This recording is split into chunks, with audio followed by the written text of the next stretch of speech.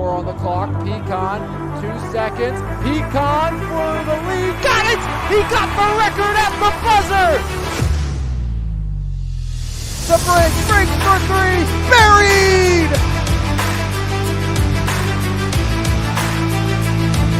Gallagher pulls up. Gallagher rims it out the field. Slams it down. Cooley up ahead. Dombrowski, the freshman, off the window and one. Go back to Evans, corner three, got it! There's Lowe with the exclamation point as Dunny slams it down. Far side, Dawson unloads, knocks it home. Jenna Dawson by Testovich, Evans puts it on the floor. Bryce looks to drive in, Evans floats it up, got it! He got it! There's 1,000 for Bryce Epps.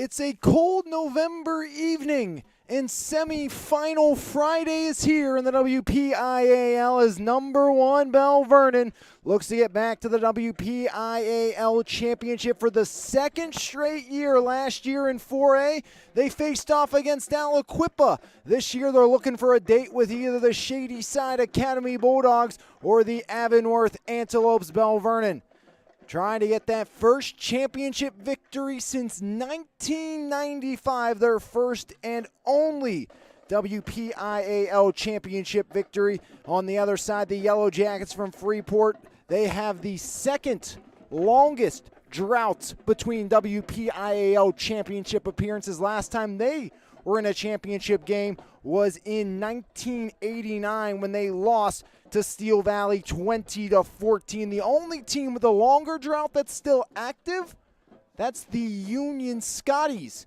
who have a chance to take down Rochester and clean out their drought from 1973. Again, Belle Vernon trying to get back to their second straight WPIAL championship game. Last year, it was a loss to the Aliquippa Quips, who are well and alive, taking on McKeesport here this evening in the 4A semifinals. Belle Vernon, they have been undefeated and outstanding inside of 3A after the gauntlet that featured LH, McKeesport, Penn Trafford, and Thomas Jefferson went 2-2, and they have run the table in 3A. One more stop before Acrisure Stadium Friday.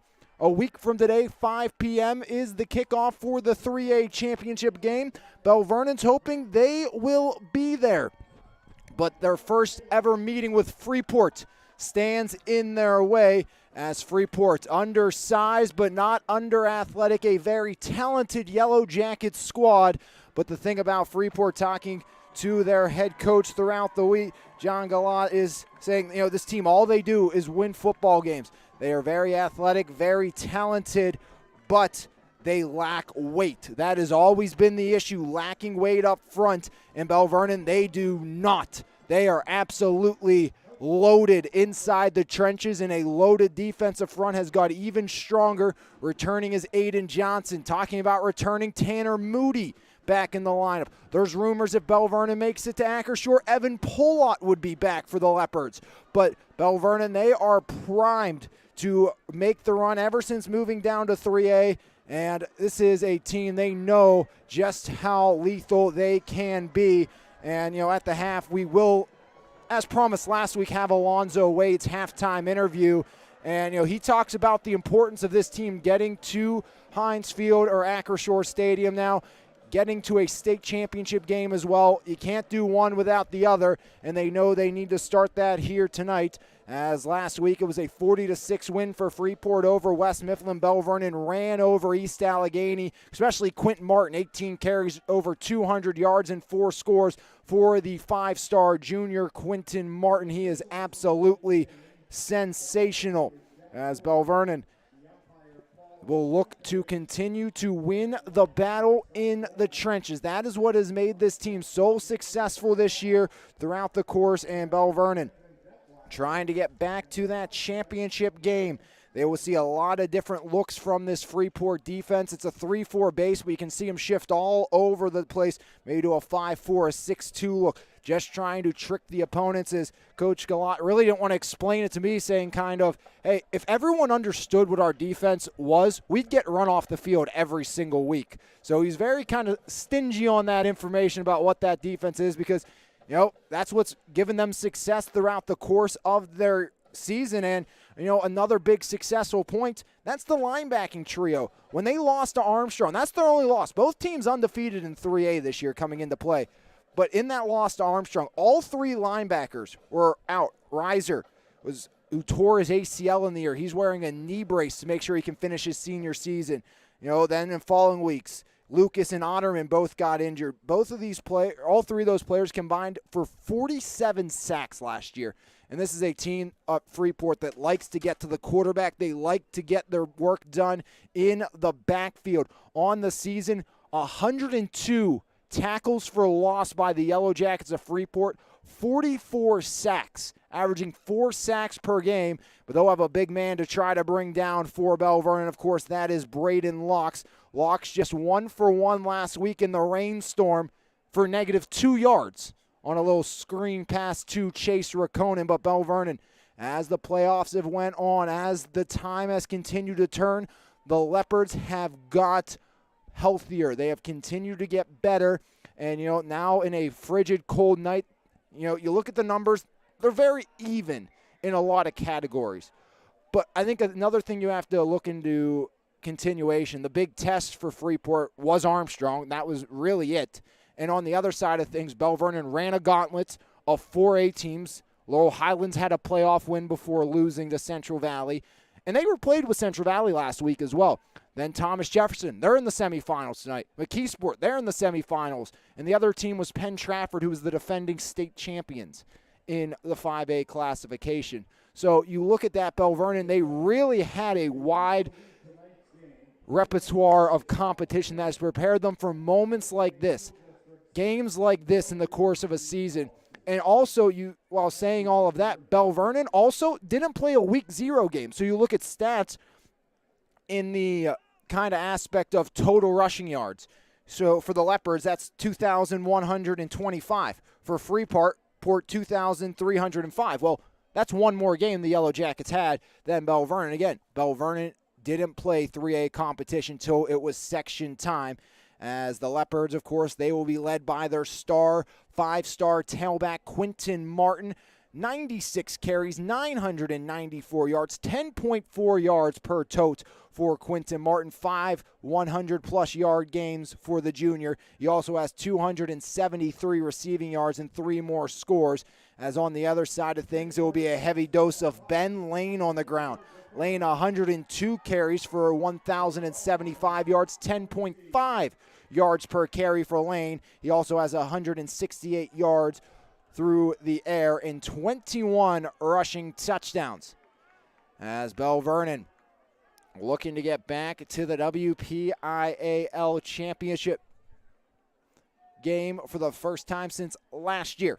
It hasn't been that long, but the Leopards are hungry. They've been thinking about this. And, something I talked with Alonzo about, a lot of these guys, and you look at the roster, Evan Pulot, Adam LeCarte, Quentin Martin, just to name a few, Alonzo Wade, of course. They were part of that Belle Vernon basketball team for Joe Salvino that lost in the semifinals last year. So you had 2 seasons in a row where you have all the aspirations in the world for WPIO gold in football. You come short in the championship game. Then you have aspirations. You're going to get to the Pete in basketball. You lose in the semifinals to Montour. And now you have a chance to get back to a championship game. And this is the thing. All the pressure is on the side of the guys in green. Everyone expected Belle Vernon to run the table this year. And, Freeport, they have nothing to lose. Undersized, but not under-athletic. Their speed will be absolutely huge if they are to come out with this game. And the thing is, talking to their head coach, John Galad, he made it very clear, they will give up some big chunk plays. But normally how they respond is a couple of big defensive plays, sending their opponents backwards. 102 TFLs this year. We'll get to see that lethal Freeport defense, but Belle Vernon's defense, it's the best in 3A and one of the best in the WPIAL as well. As Quentin Martin and Jake Jetico back deep to receive, Wetzel gets set to put foot to ball as we get set to start 3A semifinal action here from Gateway High School. As Wetzel has it teed up, he has not had the kicking duties all year, but for the majority it has been Isaac Wetzel doing the honors. Cold and windy evening as Wetzel puts foot to ball, sending Jetico back to the goal line off his helmet across the end zone, and touchback is called. So Belle Vernon maybe catches a break there as Jake Jetico unable to get the ball cleanly. First down and 10 coming here for the Belle Vernon offense. First down and 10 for the Leopards. 12 on the clock. Belle Vernon gets the ball at their own 20-yard line. As Quentin Martin and the Belle Vernon offense take the field, Braden Locks, the big 6'5 junior, 50 for 89, 762 for the air. Locks been very efficient both on the ground and through the air this season for Belle Vernon. Martin flanking him to his left. Handoff goes to Martin up the middle. There goes Jetico, make that as the first carry goes to Jetico for 9 yards. Not many teams inside the WPIAL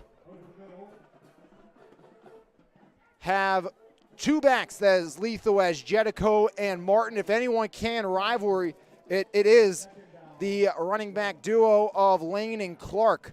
Very similar numbers as Quentin Martin flanks out on the near side. Jetico remains the back. 2 receivers set far side. Aiden Johnson, the tight end.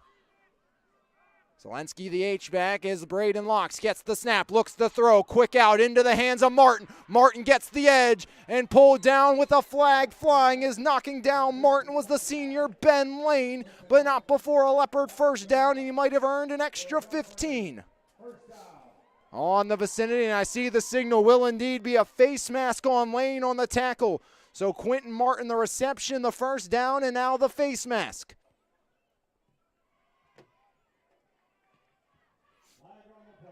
First down and 10 for number 1 Belle Vernon. Ball lies at the 46-yard line of the Yellow Jackets. Lee set far side, Martin near side. Jake Jetico the back once more. Heavy formation for the Leopards. Heckle, Levi, Breyer, DeWitt, Macheska left to right across the line.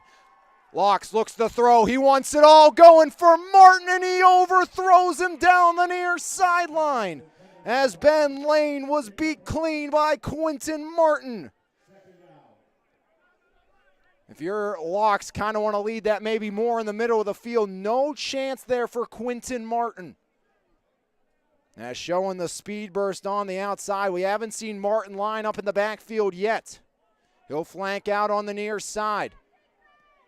Martin motions across the pattern, twin receivers. That's Lee and Martin far side, Jake Jetico the back. Locks gets the snap, handoff, Jetico up the middle, breaks free over midfield, over the 45 and down to the 44-yard line as Jetico on 2nd and 10 goes for 10. And another Leopard first down before knocking Jetico down was Mason Lowe's. Belle Vernon, no issues moving the football to start here on drive number 1. Aided by a 15-yard face mask as well. Again, Martin out far side with Lee. Jedico the back. Locks in the gun. Braden Locks gets the snap. Handoff again. Jedico. Zelensky leading the way as Jedico falls forward for 4. As tripping him up is Sellinger. Cyprin Sellinger, one of the defensive backs. And that's one of the interesting things, talking to head coach Galot. He said it's not necessarily we have a safety, not necessarily we have cornerbacks. We have defensive backs. We put them on the best matchup we find possible. If we have a matchup with a player we like better than another one, then it doesn't matter if he's considered a safety or a corner. We'd rather play matchup football than position football, and that's the reason I think you see the constant rotations. As first time we see Chase Rakonen check into the game. Quentin Martin first time in the backfield. Martin gets the call up the middle. Martin bounces right side and moves forward just shy of the 35 to the 36. As Otterman brings him down. Quentin Martin picks up 5, now sits at 999 rushing yards on the season. T-back set, Locks in under center. Handoff goes, that's to Martin. There goes Quentin over 1,000 for a first down inside the red zone as Martin pushed out at the 20.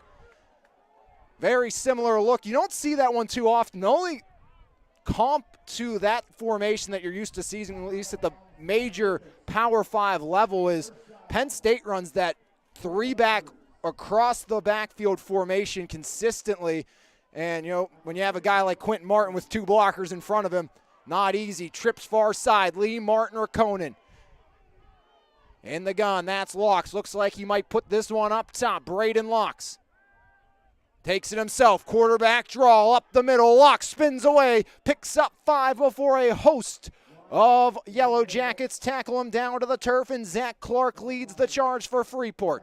Very crispy turf down there. Went down to talk to the coaches before the game. Every step it's that crunch, crunch, crunch as everything is frozen over, and almost expecting a snowy field back towards the Belle Vernon area. Snow squalls throughout the vicinity in the afternoon. 2nd and 6 for the Leopards. 2 receivers set. Jake Jedico the back once again. He gets the call. No. Read option. Braden Locks.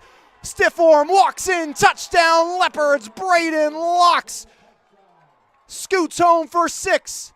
In the opening drive. Goes 80 yards. And Braden Locks caps it off. As touchdown Belle Vernon. Braden Locks makes it look easy on the read option from 16 yards out.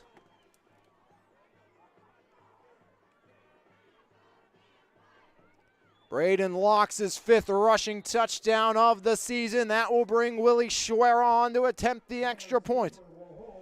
Schwera, 46 of 53 on PATs this season. Stieber the hold. Low snap, Stieber corrals it, Schwera puts it up, and Schwera's kick is good as Belle Vernon marches 80 yards in just over 3.5 minutes. As Belle Vernon powering on the ground as the Belle Vernon Leopards on the board. Quentin Martin set it up on a 3rd down carry, and then it was Braden Locks on the read option working his way in for 6. Ashwara with the PAT has put the Leopards on front by 7.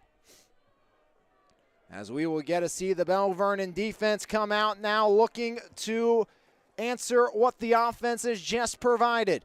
Belle Vernon on the season defensively, the number 3 defense in 3A, 9 points per game. That's good for the 7th mark inside the WPIAL, and on the season, 34.6 points per game for the Freeport Yellow Jackets as Willie Schwera has the ball teed up at his own 40-yard line. Gavin Croney and the Freeport offense await their opportunity. Last week, they went to the wing T triple option in the rain. Knew it had to be a ground-heavy game. Still threw the ball up quite a bit, but it was a wing T format that they said the players adjusted to extremely well for the Freeport Yellow Jackets in their big late quarter scoring spree over the Titans of West Mifflin. As this one's dropped down at the 15, in and out of the hands, is trying to spin away, is Stuyvesant. Ball on the floor, but first down by contact was Brady Stuyvesant.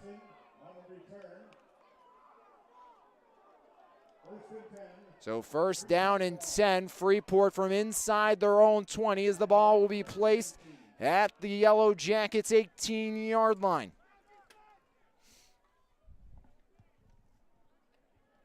Freeport's offense looking to answer. 8:18 remaining in the opening quarter. From their own 18 comes the Yellow Jackets.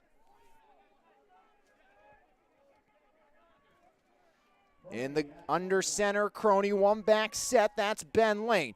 Lane motions right side, now across the pattern. Handoff goes on the sweep to Zach Clark, gets the edge, but goes nowhere. Maybe two before Aiden Johnson on his first play back on defense throws him out.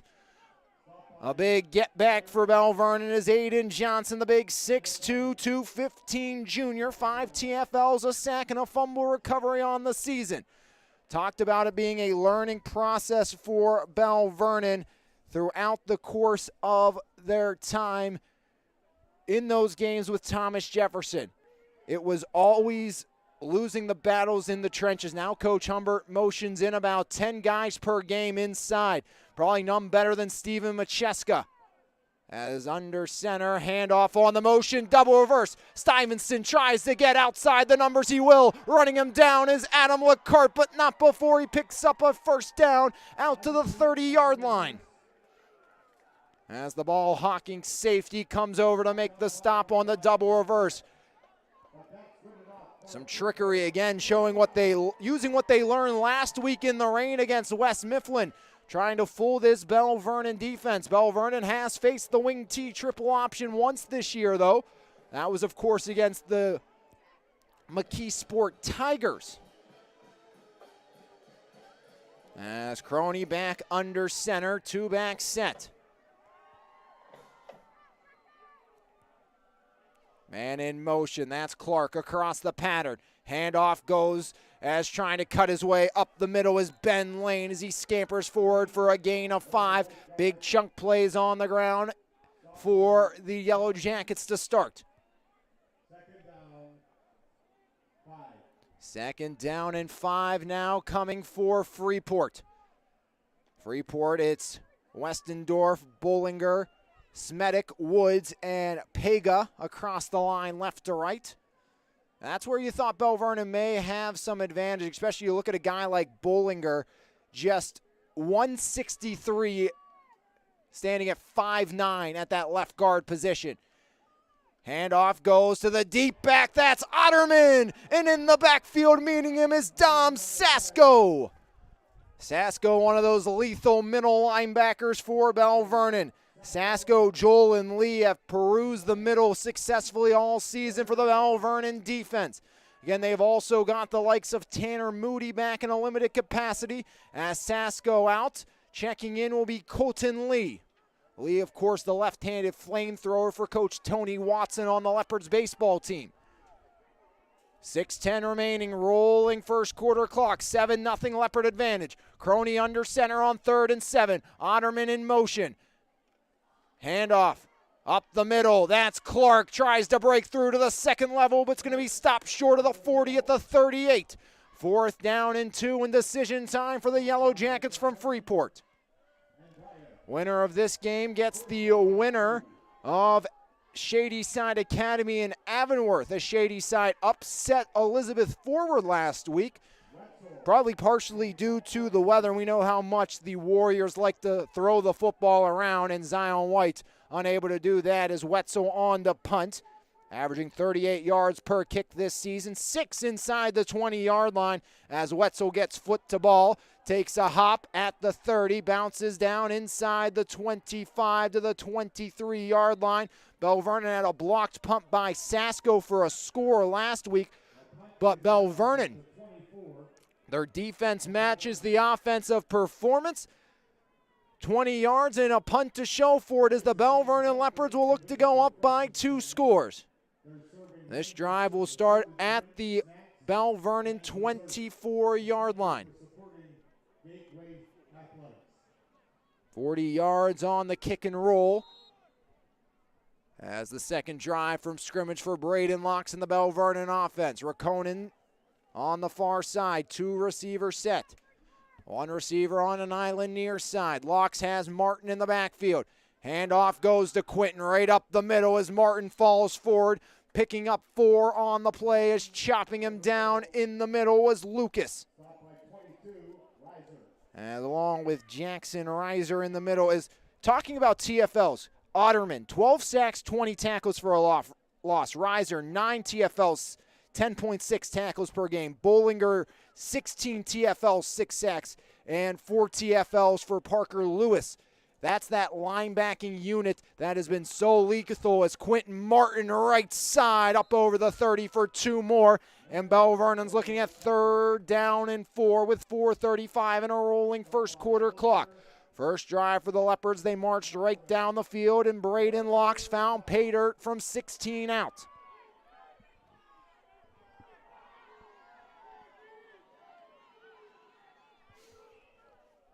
Ball lies at the Freeport, Belle Vernon's 30-yard line, excuse me. As twin receivers far side, 1-man backfield, Braden Locks has Martin sidecarring. Handoff up the middle, Martin looks for a hole, bounces outside as nothing was there. Pursuit from behind, but not before Quinton gets to the line to gain.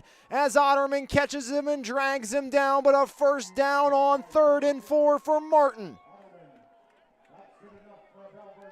Martin saw the hole close, knew he wasn't where he needed to be, and Belle Vernon picks up another first down thanks to the legs of Quinton Martin. Went for over 204 scores last week at home in the rain at the beach. It was warm and rainy, now cold and frigid. 3 receivers set. Jake Jetico now the back. Sidecarring Locks to his left. Handoff goes. Jetico pulled back as a room to run for Braden Locks over midfield as Locks steps out, forced out that way by Sellinger. Locks out to the 45 of Freeport. As Belle Vernon has used that read option to perfection. Braden Locks has done a great job of that. And that was one of the big concerns with Belle Vernon, having Braden Locks, the 6'5", 215 man at the quarterback position, because we all know how explosive Devin Whitlock was from that quarterback position. Well, Braden Locks has done a pretty good job with his legs this season as well in running that read option. Excellent as he cleans out the backfield, pressure off the edge, but quickly swings it out to Martin over the 40. Martin room to run, cuts inside at the 30 to the 20. Martin breaks the tackle and walks in. Touchdown, Belle Vernon. Quinton Martin from 45 outs. And Belle Vernon up by 2 scores. As Braden Locks had pressure off the edge, hung in there, and Martin did the rest. 45-yard pitch and catch. Locks to Martin. And Belle Vernon rolling here in the first quarter of the semifinals. 2 minutes and 7 seconds for Belle Vernon on this drive. Willie Schwera, left foot, sends it through again as the PAT is good and the Belle Vernon lead is at 14. A reminder coming up at the half here on MVI Live's coverage of the WPIL postseason here on the Trib Live High School Sports Network is the Planet Roof Halftime Show as we sit down with Elonzo Wade, the sophomore linebacker wide receiver for the Belle Vernon Leopards, who talks about the prospects of coming back into playing football and, of course, getting to play with his younger brother, freshman Curdy Wade, who got to see some action in the quarterfinal matchup at the running back position for Coach Matt Humbert.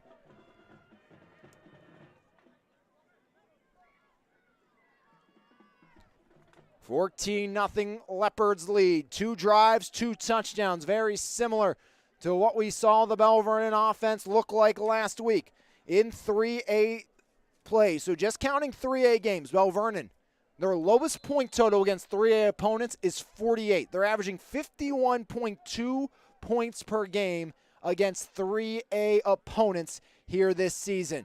as Willie Schwera gets set to send this one away for the Belle Vernon Leopards.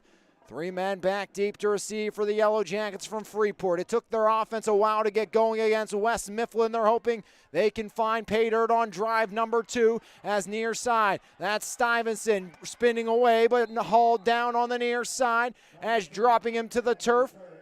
That was Anthony Cruz, the sophomore. Cruz, of course, played his freshman year for the Greyhounds of Monessen, was a standout there, now at the Belle Vernon Leopards program. Freeport takes over with 3:05 remaining here in the quarter. Ball lies at the Yellow Jackets 32. 14-0 Leopards on top of the Yellow Jackets from Freeport, trying to keep this a 2-score lead. A trip to Accushore Stadium on the line. Crony under center, man motions over as across comes Stuyvesant, gets the handoff. He looks to throw, trying to go up top. Adam LaCarte intercepts it. LaCarte, ball hawking safety, and Belle Vernon takes over off the trick play disaster. Adam LaCarte got position and hauled it in. 3rd INT of the season for LaCarte. Great job of LaCarte getting positioning on the intended target in Jackson Reiser. And Stuyvesant's pass is intercepted by LaCarte, and Belle Vernon takes over one play later. Ball on the Leopard 45, best starting field position for Belle Vernon today. 2:58 remaining here in the quarter. Belle Vernon a chance to go up by 3. They want the home run. Locks hit as he throws, and out of bounds onto the Freeport sideline. As coming off the edge was Mason Lowe's, forcing the quick pass by Locks. 2nd down and 10 now for the Leopards of Belle Vernon, up 14-0 already. A date with either Avonworth or Shady Side Academy next Friday at 5 p.m. on the line. Belle Vernon, of course, had the opening week bye. Then it was East Day last week. Opening week bye in West Mifflin last week for the Yellow Jackets.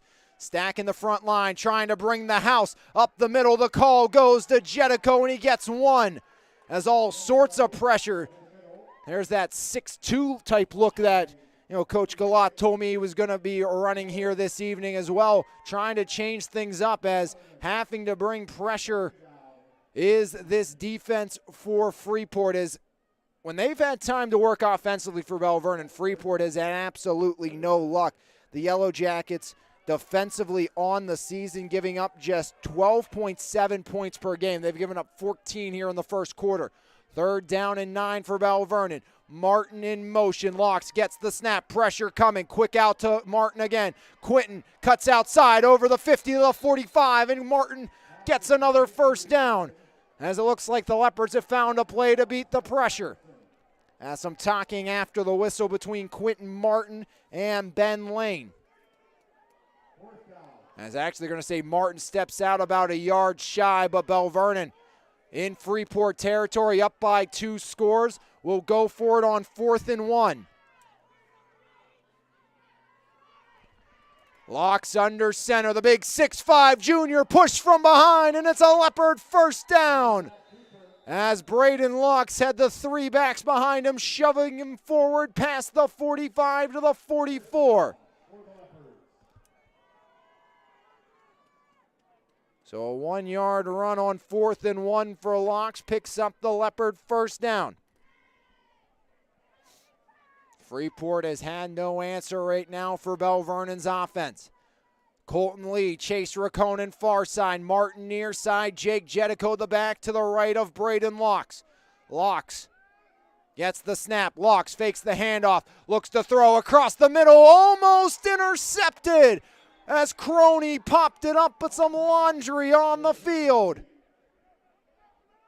As Crony undercut the route, he was looking for Colton Lee.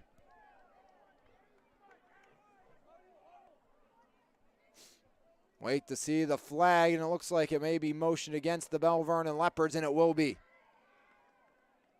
Holding on, the Belle Vernon offense will march them back inside their own real estate as the ball lies now at the Belle Vernon 44-yard line. 1:31 remaining here in quarter number one. 14-0 the Leopards lead on a 16-yard touchdown run by Braden Locks and a 45-yard touchdown pass from Locks to Martin. Belle Vernon facing what is a first down and 23. Handoff, Martin up the middle, and he's met immediately by the front six. As leading the charge once again was Lowes with some help from Otterman. As ball moves out to the 45, Belle Vernon. Now 2nd and 22. 1:07 remaining here from Gateway High School in quarter number one.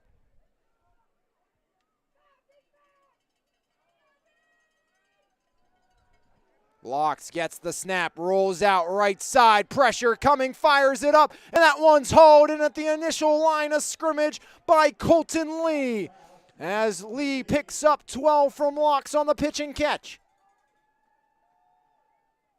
That brings up a 3rd down and 9. 3rd and 9 after the gain of 13 on 2nd and 22.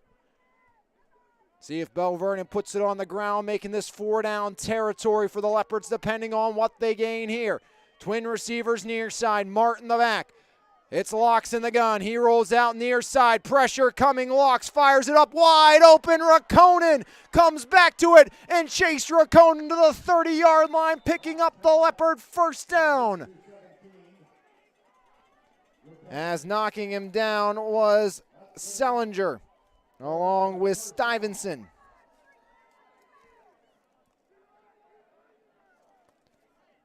34 seconds, Belle Vernon with 24 on the play clock, so at least one more play this quarter. 1st and 10 from the Freeport 30.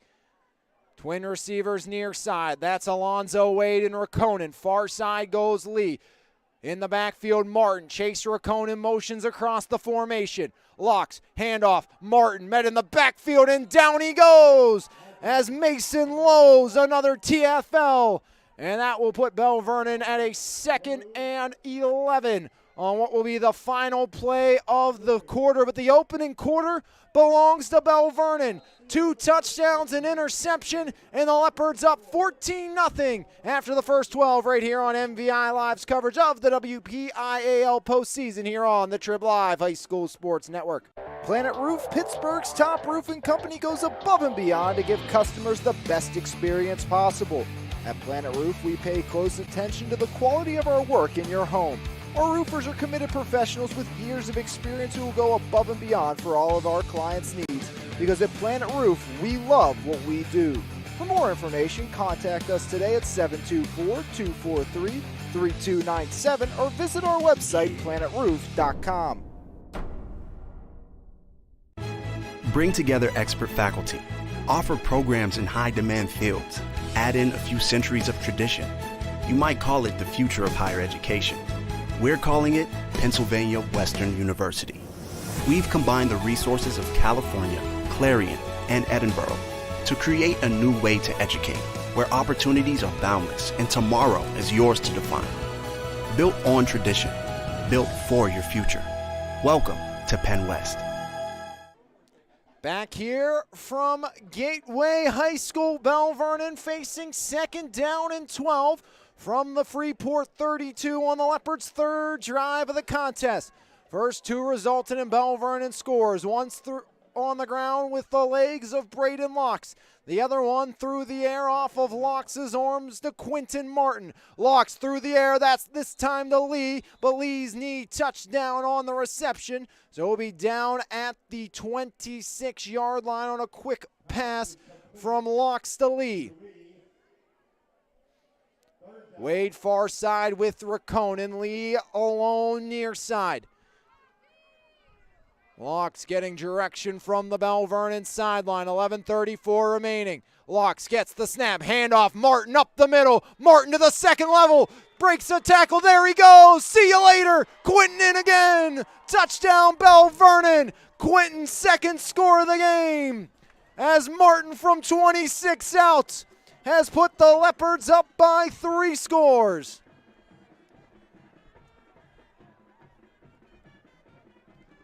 Belle Vernon has had no issue with number 4, Freeport. 3 drives, 3 touchdowns now for the Belle Vernon offense. Again, looking to get back to the championship game where they lost last year to Aliquippa. It's been since '89 since Freeport was there, as Schwera drills it again. And it's 21-0 in favor of the Leopards. As Freeport, no time like the present to find a way to get the offense going. Belle Vernon cashes in off the Adam LaCarte INT, taking it 55 yards into the end zone for the touchdown. Quinton Martin's second score of the game. Martin now in 3 quarters and 35 seconds. Didn't touch the field in the second half. So Martin has played 3 quarters and 35 seconds of playoff football. And Quinton Martin now has 6 playoff touchdowns this season for the Belle Vernon Leopards. First time that Freeport has been in this game since 2015. As it's been a rude awakening so far, offensively and defensively. First ever meeting between these 2 schools has been all Belle Vernon so far this evening. 21-0, number 1 over number 4. Willie Schwera foot the ball as that one spirals far side at the 20, fielded there. As here comes Lane up the middle, and he's tripped up just over the 35-yard line. Best starting field position of the contest for Freeport. As Anthony Cruz with the stop for the Belle Vernon Leopards. Second special team stop for Anthony Cruz. Freeport from their own 35-yard line. Best starting field position. Last play from offense. It was Stuyvesant on the trick play end around pass, throwing the INT to Adam LaCarte. Crony under center, 1 back set for the Yellow Jackets from Freeport. That's Lane. Lane off the pitch, waiting for the blocks to set up outside the numbers, out to the 40, pushed out there by Adam LaCarte, who is apparently unfazed by cold weather. No sleeves for LaCarte and some bright yellow gloves. Only other man without at least one arm covered is Jake Jetico on the Belle Vernon side, and Bollinger, he's not even going high socks. Looking like it's a mid-80s day out there for Jacob Bollinger, the 5'9", 163 senior guard. 11-13 remaining here, and it's 2nd down and 4 from the 40-yard line. Crony under center. Motioning to the right is Lane. Across the pattern, there's Clark, right side running, and Levi knocks him down, but not before he picks up a Yellow Jackets first down. As Freeport moves the change. Nearing the midfield stripe, Freeport has yet to make their way into Belle Vernon real estate this evening. 3rd drive of the game. First one ended in a punt. Second one was a 1-play INT.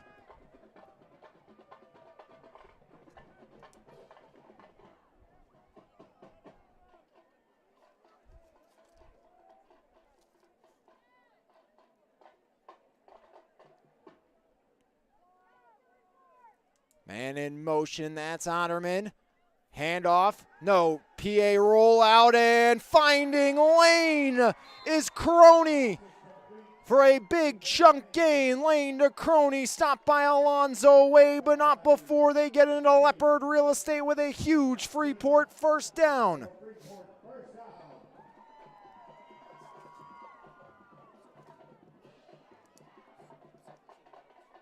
"17 yards on the PA bootleg.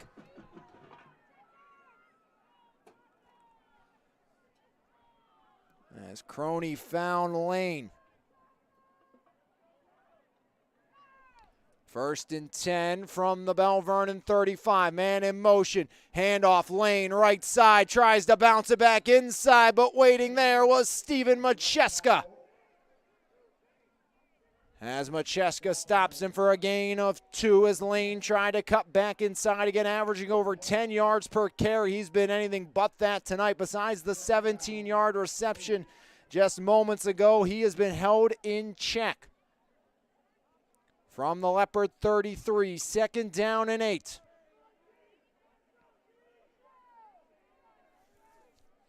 Crony under center, man in motion lane.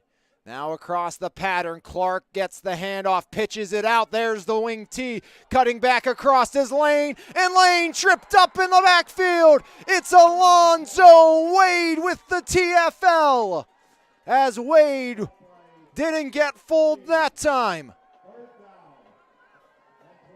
Alonzo Wade shooting up from the outside linebacker position to make the stop. 3rd down and 12 now. A loss of 4. Isaac Wetzel, he has attempted 2 field goals this year, made both, but the long for Wetzel is 36 yards so far this season. And down by 3 scores, you imagine 2 down real estate. See if this is a conservative play possibly for Freeport. As Crony rolls out, looks to pass, fires one up top, and it's intercepted. No! Dropped. LeCart almost had his second. Took his eyes off the ball and started looking ahead before securing. But Adam LeCart dropped what looked to be a sure INT. As Freeport will bring out the punting unit. See if this is going to be a delayed penalty taken first, and now whistle blows.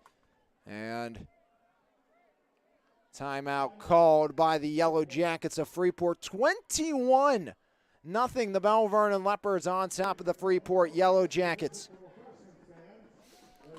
Almost another interception for Adam LeCart. And again, the scary thing, this Belle Vernon team not at full health.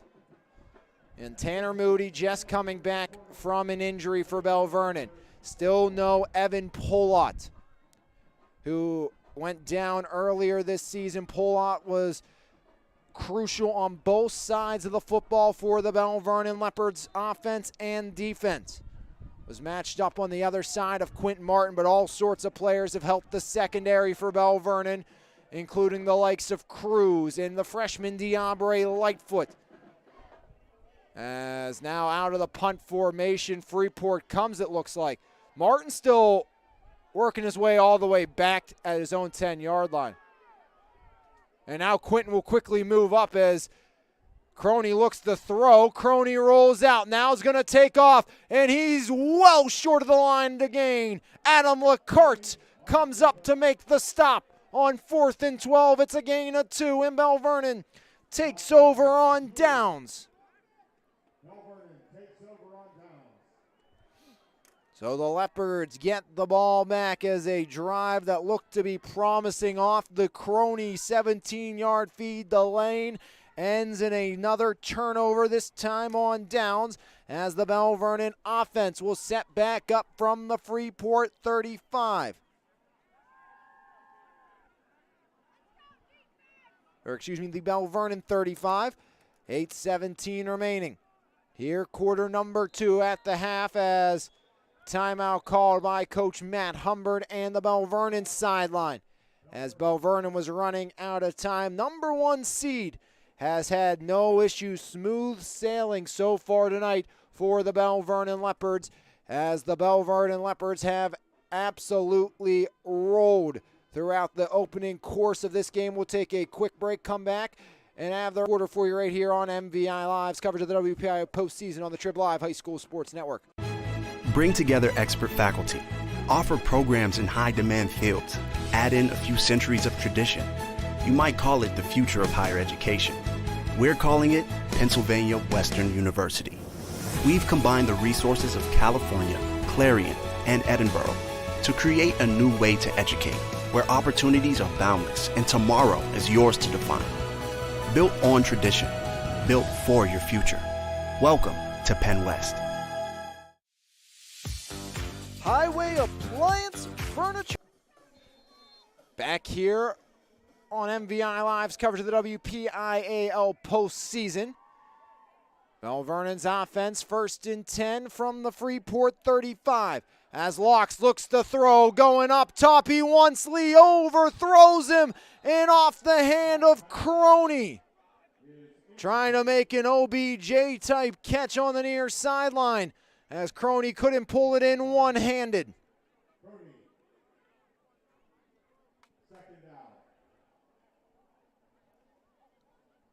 Second down and 10 now for the Belle Vernon Leopards. Ball lies on the BV 35-yard line, 8:12 remaining here in the half. Wade Raconen near side, Lee far side, one back set. That's in the form of Quinton Martin. Make that Jetico is up the middle. He goes for a gain of 2. As Clark and Lane team up to make the stop. 3rd down and 8 for the Belle Vernon Leopards. Locks brings the play in from the sideline. Braden Locks has had an outstanding game on the ground and through the air after only being utilized for one pass in the torrential downpour last week at the beach. But Belle Vernon turned a rainy day in the beach to a pretty sunny one with the outcome of that game as Locks looks to throw. Locks rolling out across the middle, and it's tipped incomplete. Stuyvesant knocks it away. The intended target was Wade on the near side, and it's 4th down and 7 as Freeport forces the 3 and out. Willie Schwera on to punt now for Belle Vernon. Schwera, 33.7 yards per kick this season. Of course, he replaced Tyler Kovac, who graduated last year from the Belle Vernon football program. High snap, Schwera reels it in, and that one almost blocked, but Schwera gets it away. Takes a leopard hop. Stuyvesant, far side, picks it up and gets knocked out of bounds at the 46-yard line.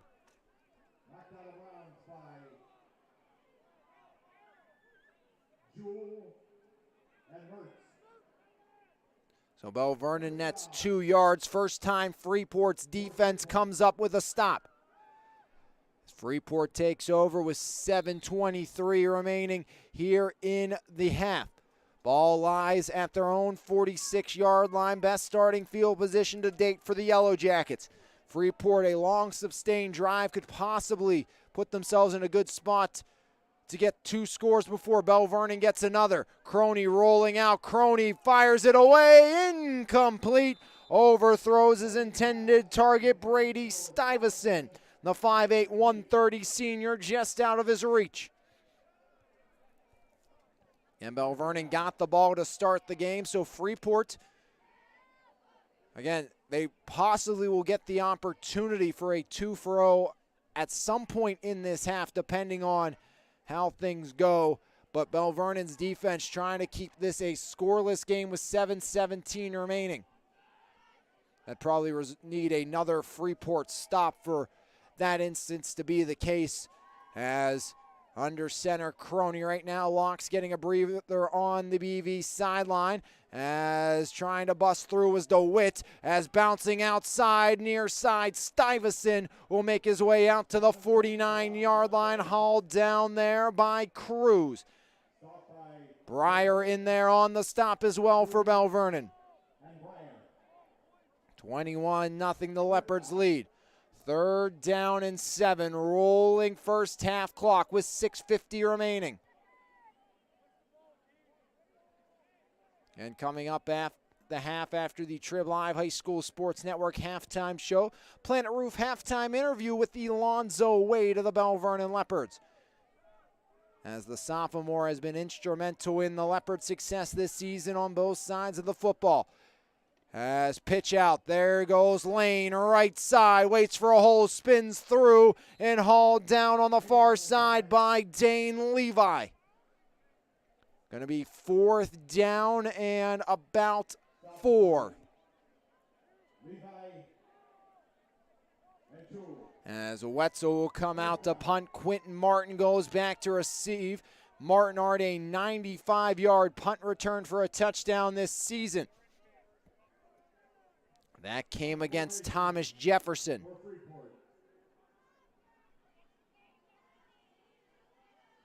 Wetzel, high snap.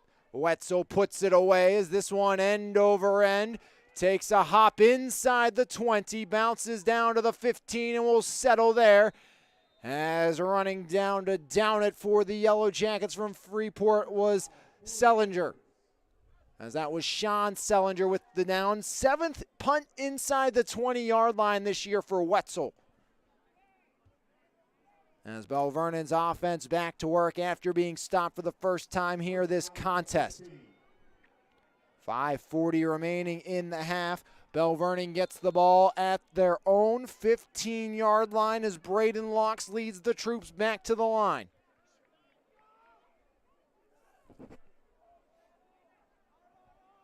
Locks in the gun, trips near side, Jake Jedico the back.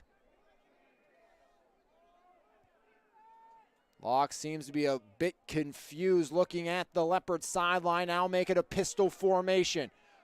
Locks gets the snap, handoff, Jedico going nowhere as he's met in the backfield. As breaking through was Woods with some help from Otterman and Reiser.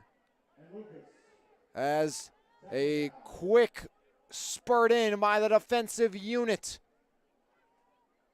A loss of 2 makes it 2nd down and 12. 5:13 remaining in a rolling first half clock. 21-0 the Leopards lead. They scored on their opening 3 drives. It was a 3 and out on the last one. Handoff up the middle. Martin breaks a tackle, pushes forward as Quinton will get back to the initial line of scrimmage, maybe half a yard more. As the front 6 right now have been wreaking havoc for Belle Vernon. On Belle Vernon. For this Freeport defense. Otterman along with Woods. Pega and Lowe's. And then dotting the ends again, Otterman and Lucas. Right side, handoff, Martin met in the backfield. As this time, it's Jackson Reiser on the TFL. As it's a loss of 5 on the play, and Belle Vernon forced a punt from the shadow of their own end zone. This is one of those things Coach Galat talked about. It was more play-by-play sequence that, we'll give up a couple big plays, then we respond. Well, here tonight we've given up a couple big drives if you're Freeport, but now this defense has responded with back-to-back 3 and outs. Ashwara gets that one away, angles it. Bounces up over the 50 and rolls inside the 45 as downing it there will be Cruz. Actually make that Diabre Lightfoot the freshman.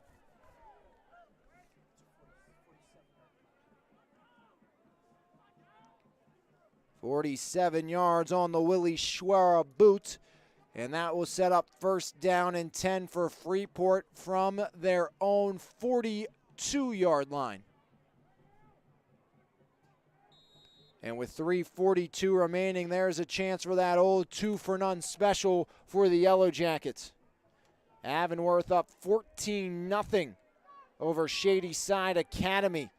Winner of this game gets the winner of that game. Next Friday from Acrisure Stadium, 5 p.m. as falling forward for a pickup of maybe 4 on the play was Lane. 3:30 remaining, rolling first half clock. Again, coming up at the half, the Planet Roof halftime interview with Belle Vernon's very own Alonzo Wade. 1-0 the Leopards lead. As Crony leads the group to the line.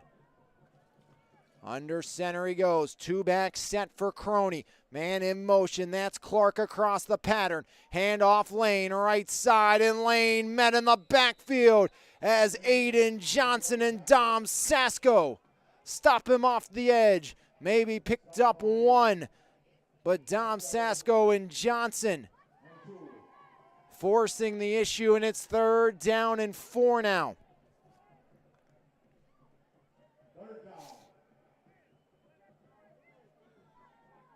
Vernon looking for another stop. Freeport trying to find a way to get in the end zone before the half. They get the ball to start half number 2. 21-0 Belle Vernon, 2:20 remaining. Otterman in motion. As bootleg rollout, flag flies. Here's Crony across the body, knocked away by Adam LaCarte. An interception and 2 pass defense against LaCarte, as he has been a problem. We'll wait to see the laundry, and it's a decline penalty by Belle Vernon, as the guilty parties were the Yellow Jackets of Freeport. As a legal motion will bring up 4th down here. Martin will head back deep to receive. Wetzel on to punt as the Leopards force a 3 and out of their own. And Belle Vernon will get a chance to make it a 4-score advantage. Headed into the break. High snap, Wetzel, right foot to ball. End over end, bounces at the 30. Takes a jacket roll inside the 20, down to the 18.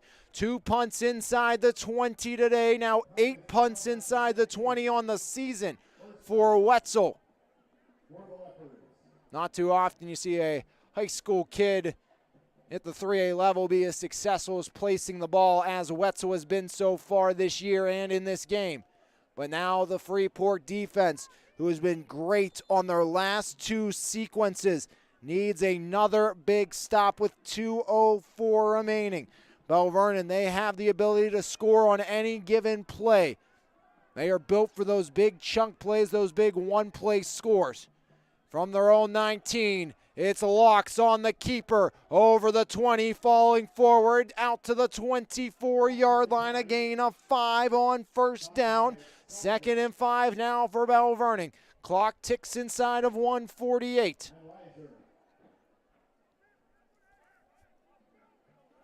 In no hurry seems to be Belle Vernon, still huddling up, still 2 timeouts to their disposal.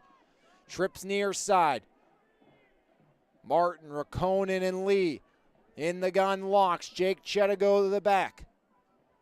Locks, handoff. Jetico breaks through. 2nd level, hopping over the 30. 1st down and more for Jetico, as Jake Jetico out to the 33 with 1:22 remaining and rolling here in the quarter. Belle Vernon starting to move a little quicker maybe. Leopards now looking at a minute remaining. Back-to-back carries, picking up a 1st down. Lee quickly flanking near side. Trips on the near side. Pistol formation. Jetico the back. 1 on the clock.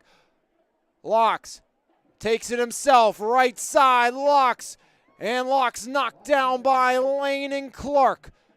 Picks up maybe 1, and a timeout called by Belle Vernon. Penultimate timeout of the half used by Coach Matt Humbert and the Belle Vernon offense.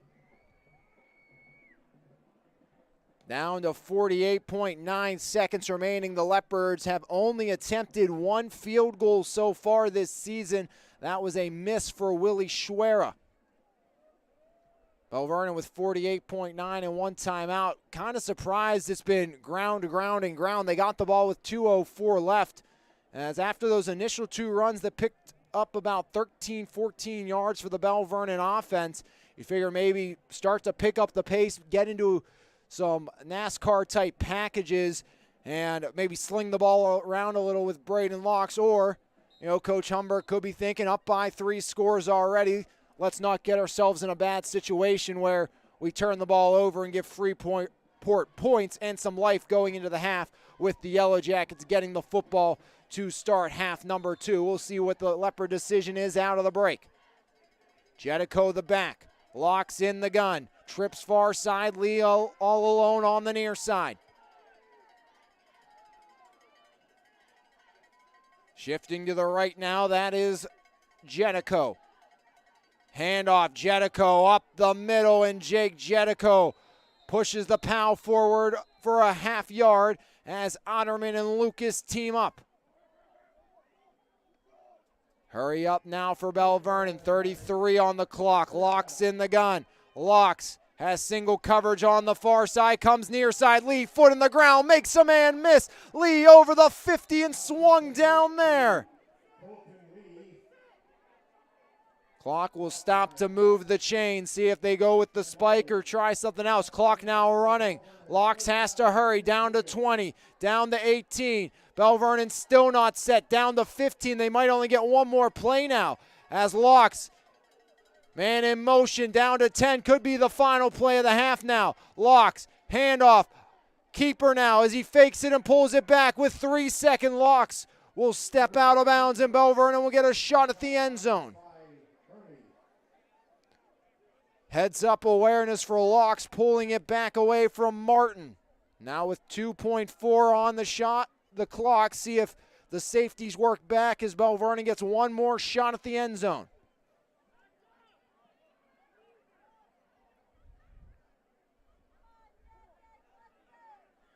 Freeport trying to keep it a 3-score deficit going in the break. Belle Vernon trying to make it a 4-touchdown advantage. Ball lies on the yellow jacket 43. 2 receivers far side, 1 near side. Martin off the wheel route. Locks fires it up top. Nobody home and incomplete. As in and out of the hands of a diving Ben Lane to end the half. But it looks like a penalty, but it is against Belle Vernon, so that one will be declined, and that will take us to the break. It's 21-0. Leopards at the half. We'll take a break, and we come back. It'll be the Trib Live High School Sports Network halftime, followed by the Planet Roof halftime show right here on MVI Live's coverage of the WPIL postseason here on the Trib Live High School Sports Network. 21-0. The Leopards lead the Yellow Jackets at the break.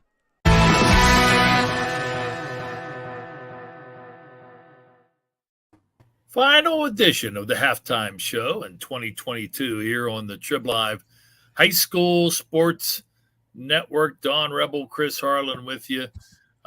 Big weekend. Final for Friday. Classes A, 2A, 3A, 4A. Championship Saturday for 5A and 6A coming up in the WPIAL playoffs. But like we did last week, we're sort of looking ahead to the PIAA playoffs. Both the 5A and 6A champions this weekend will jump into the quarterfinals of their respective classifications. We know that the Central Catholic and North Allegheny winner will play either State College, the District 6 champions, or Erie McDowell, the District 10 champions. Chris, looking big picture, anytime you talk 6A, you're talking St. Joe's Prep, and once again, the District 12 champs are going to be a factor. Yeah, to me, I mean, that's the team. You can't pick against them being there waiting for you. This year at Cumberland Valley, not waiting in Hershey, but you can't pick against St. Joseph's Prep.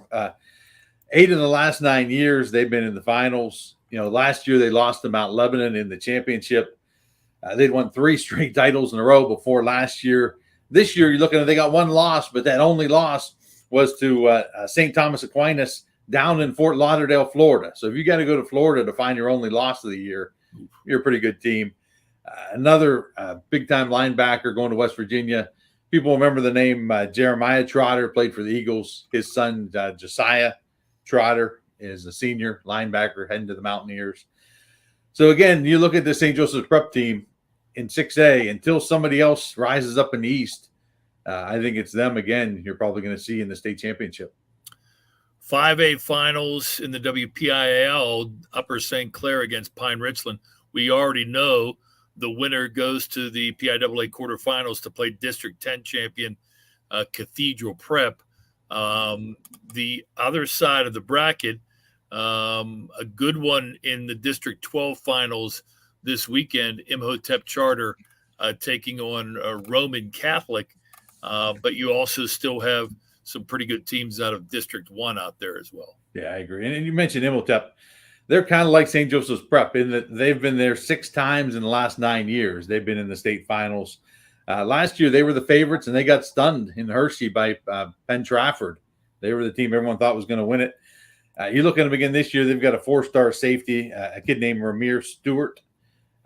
He can pretty much pick where he wants to go to school. He's undecided, but he's got Alabama, Georgia, Michigan. Everybody's recruiting him. So, again, another really team. They're 7-2, but a dangerous team, no doubt. Another name maybe you can watch from out there, District 1's number 1 seed, Upper Dublin. They're a team that they've got a 3-year starter at quarterback, a senior kid named Colin O'Sullivan, throw for 2,000 yards already. Their first 2 playoff games, they won it combined 70-0.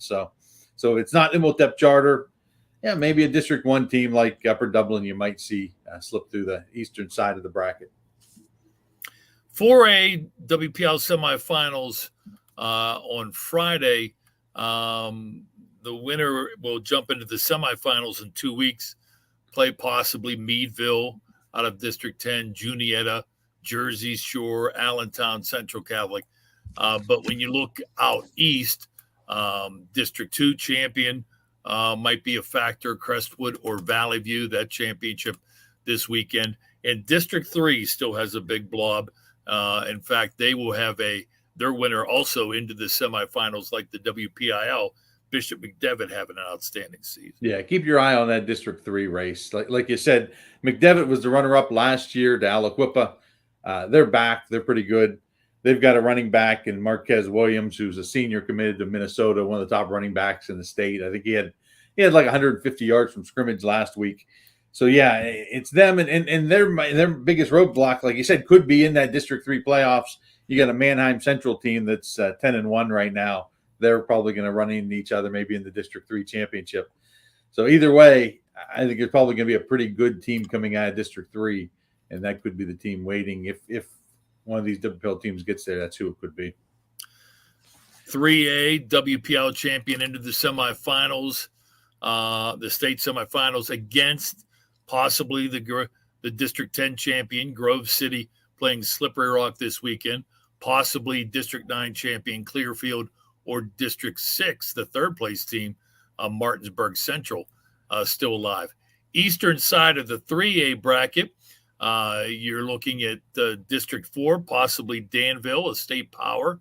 At District 11, North Schuylkill and Western Lehigh championship is this weekend. Newman Goretti, another District 12 team you got to watch out for, but Wyomissing areas really put their stamp on this classification in the state from District 3. They have to be thrilled. If anyone in the state was more happy to see Central Valley go up, I don't know who it was. It has to be Wyomissing, because 2 years in a row they got to the state finals. 2 years in a row, Wyomissing lost to Central Valley. So they have to be thrilled to see that them move on to 4A. But like you said, they're 11-0. Wyomissing's undefeated. They've got a great big lineman, 6'5", 300-pound senior tackle committed to Penn State. So it could easily be them again. It won't be a Central Valley Wyomissing rematch, but it could be a WPIL versus Wyomissing rematch in the championship. WPL 2A champion also into the state semifinals.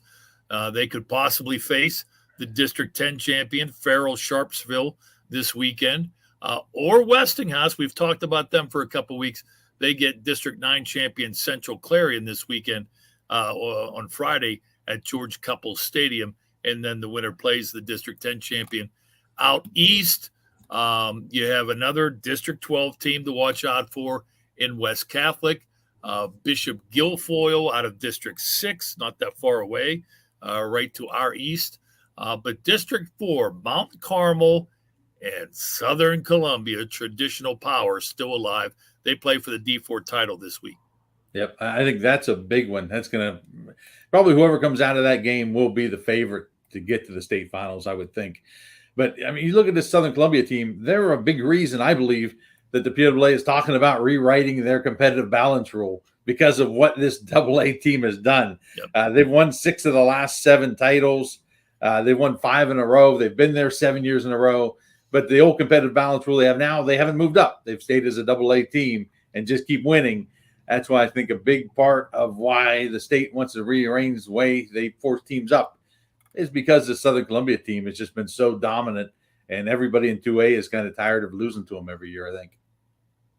Finally, Class A, WPL champion into the state semifinals to face either the District 10 champions, that championship this weekend, Reynolds against Eisenhower, or the District 9 champions, Port Allegheny against Brockway this weekend. When you look out east, they're still alive. Is District 3 Power, defending champions, Steelton High Spire, probably the team to beat. The District 6 championship this weekend, Penns Manor against Northern Cambria. Winner of that game faces District 4 champion Canton area, and the winner of that into the semifinals in the States. Yeah, Steelton High Spire, I think, is the team to watch there. They're trying to win their second title in 3 years. They won back in 2020. I think to show how good they are, nobody in the WPIL this year has come close to Bishop Canevin. I mean, they've just been beating people pretty good every week. You go back to week 0, this Steelton High Spire team is the only team to beat Bishop Canevin this year. Back in week 0 was a showcase out in Chambersburg, and Steel High won 21-14 over Canevin. That could have been a preview. I mean, there's a good chance, I think. I mean, look at what Canevin's doing here in the West. They've been a powerhouse. You look at what Steelton High Spire is doing. That could be a rematch there from week 0 in the championship at Cumberland Valley. Steamrollers have been playing some great defense all season long. No question about that. And they've been number 1 in the state rankings all season long as well. Remember, it's not the road to Hershey. It's the road to Cumberland Valley. Cumberland Valley High School will be hosting the championships. The first, what is it, a 5-year deal? Yes. 5-year deal. Yep. We wish them the best of luck. That is a big undertaking. We'll see what happens in early December. Chris Harlan, great job all season long with your expertise. Appreciate it so much. Hey, thanks, Don. Always enjoy spending time with you. For Chris Harlan, producer Chris Lackner, Jess Levo has helped out as well. I'm Don Rebel. Thank you. Enjoy the second half of the game you're checking out here on the Trib Live High School Sports Network.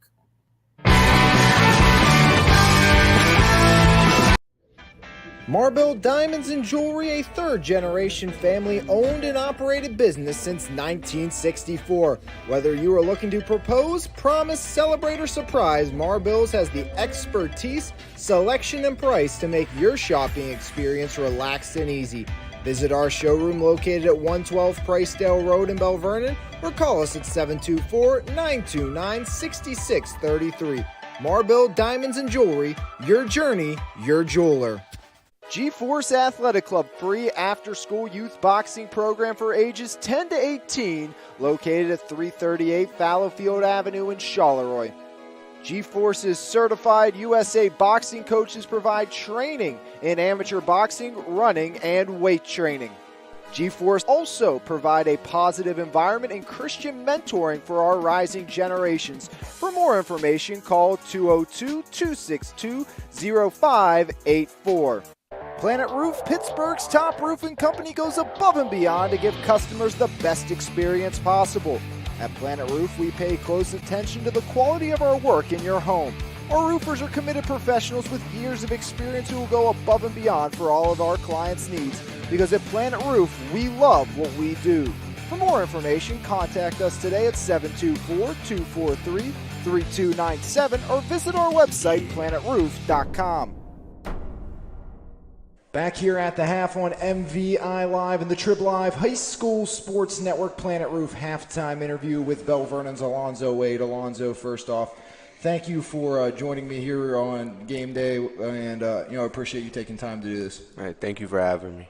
So, obviously, maybe not a lot of people, but we know you very familiarly from last year during basketball season. Of course, got to see you during the summer as well, but football, kind of a new thing for you. How did you decide to come out for football for your sophomore year this year? Well, when I was younger, I always played football, and then my parents didn't let me play because I kept getting headaches, and then I finally decided I might as well try it again.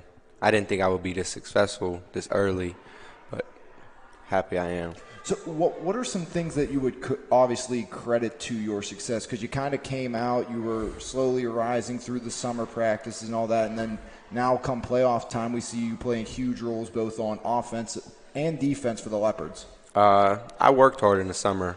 I worked hard all season. Every practice I went hard, showed them what I could do, and once you work for these coaches, they'll give you the shot, and when I got the shot, I did right.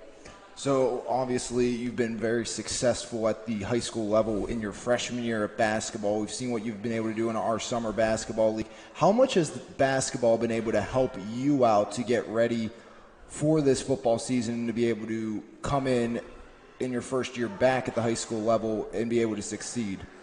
Getting used to playing with the older kids, and I mean basketball helps a lot with defense and agility. Me running all the time, that keeps me up for football.